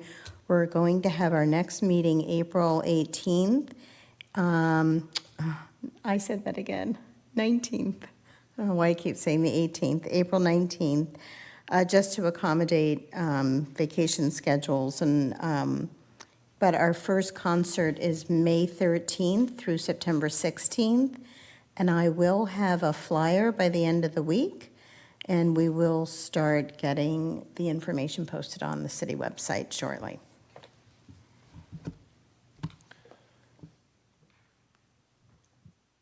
All right.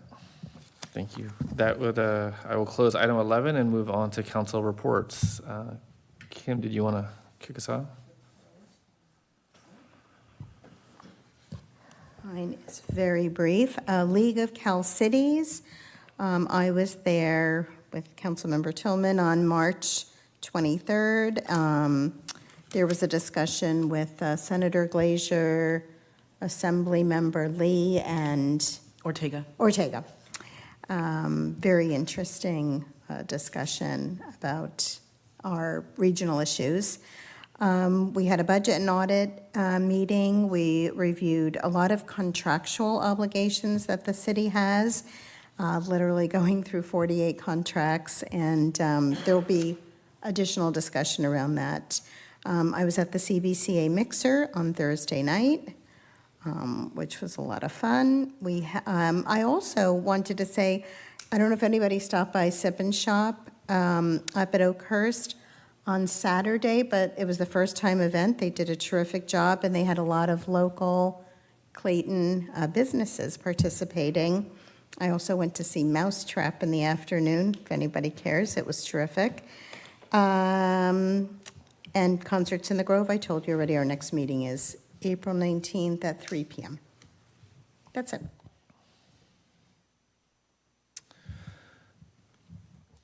Very quickly, on the 24th of March, I met with the mayor for the first time. On the 3rd, which was last night, Art and Wine Committee. Art and Wine, don't forget, 29-30 April, downtown. And today I met with the city manager and the police chief. Excellent. It's getting late, so I'll keep it pretty brief to not ditto what Kim said.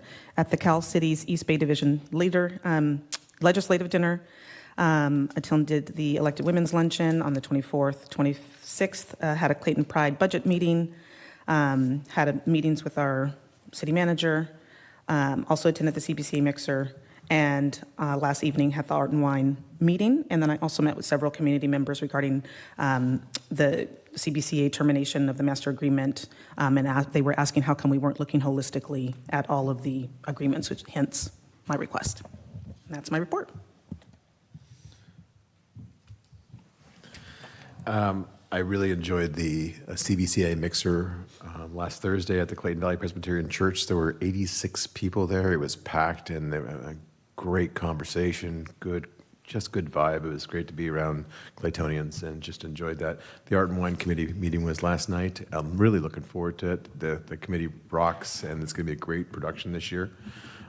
The thing I get the most joy of is when people call and ask to meet personally that I've never met before. In the last 2 weeks, I've met with 2 different Boy Scouts who were seeking their merit badges, and part of their requirements was to talk to a elected city official and talk about city issues. And I met them at Sip and Sweet, and it was just kind of cool just to hang out and talk with the youth. We're in good hands. Just talking to them and how engaged they are in the questions they were asking, I really feel very positive about our future. And that's in my report. And there is, on June 4th, the Pride Parade is going to happen at 10 a.m. in the morning here in Clayton, and it's going to be exciting. Like last year, it was just a joy-filled event, and hopefully all of you are content. And lastly, of course, I've been elbows deep in Earth Day, and Clayton Cleans Up. The T-shirts have been ordered. The posters are here and up and downtown, and people are volunteering like crazy. Now it's all about coming together and actually having a great day as a community and cleaning up before our Art and Wine Festival the following weekend. So looking forward to Earth Day and Clayton Cleans Up on the 22nd, right in front of City Hall.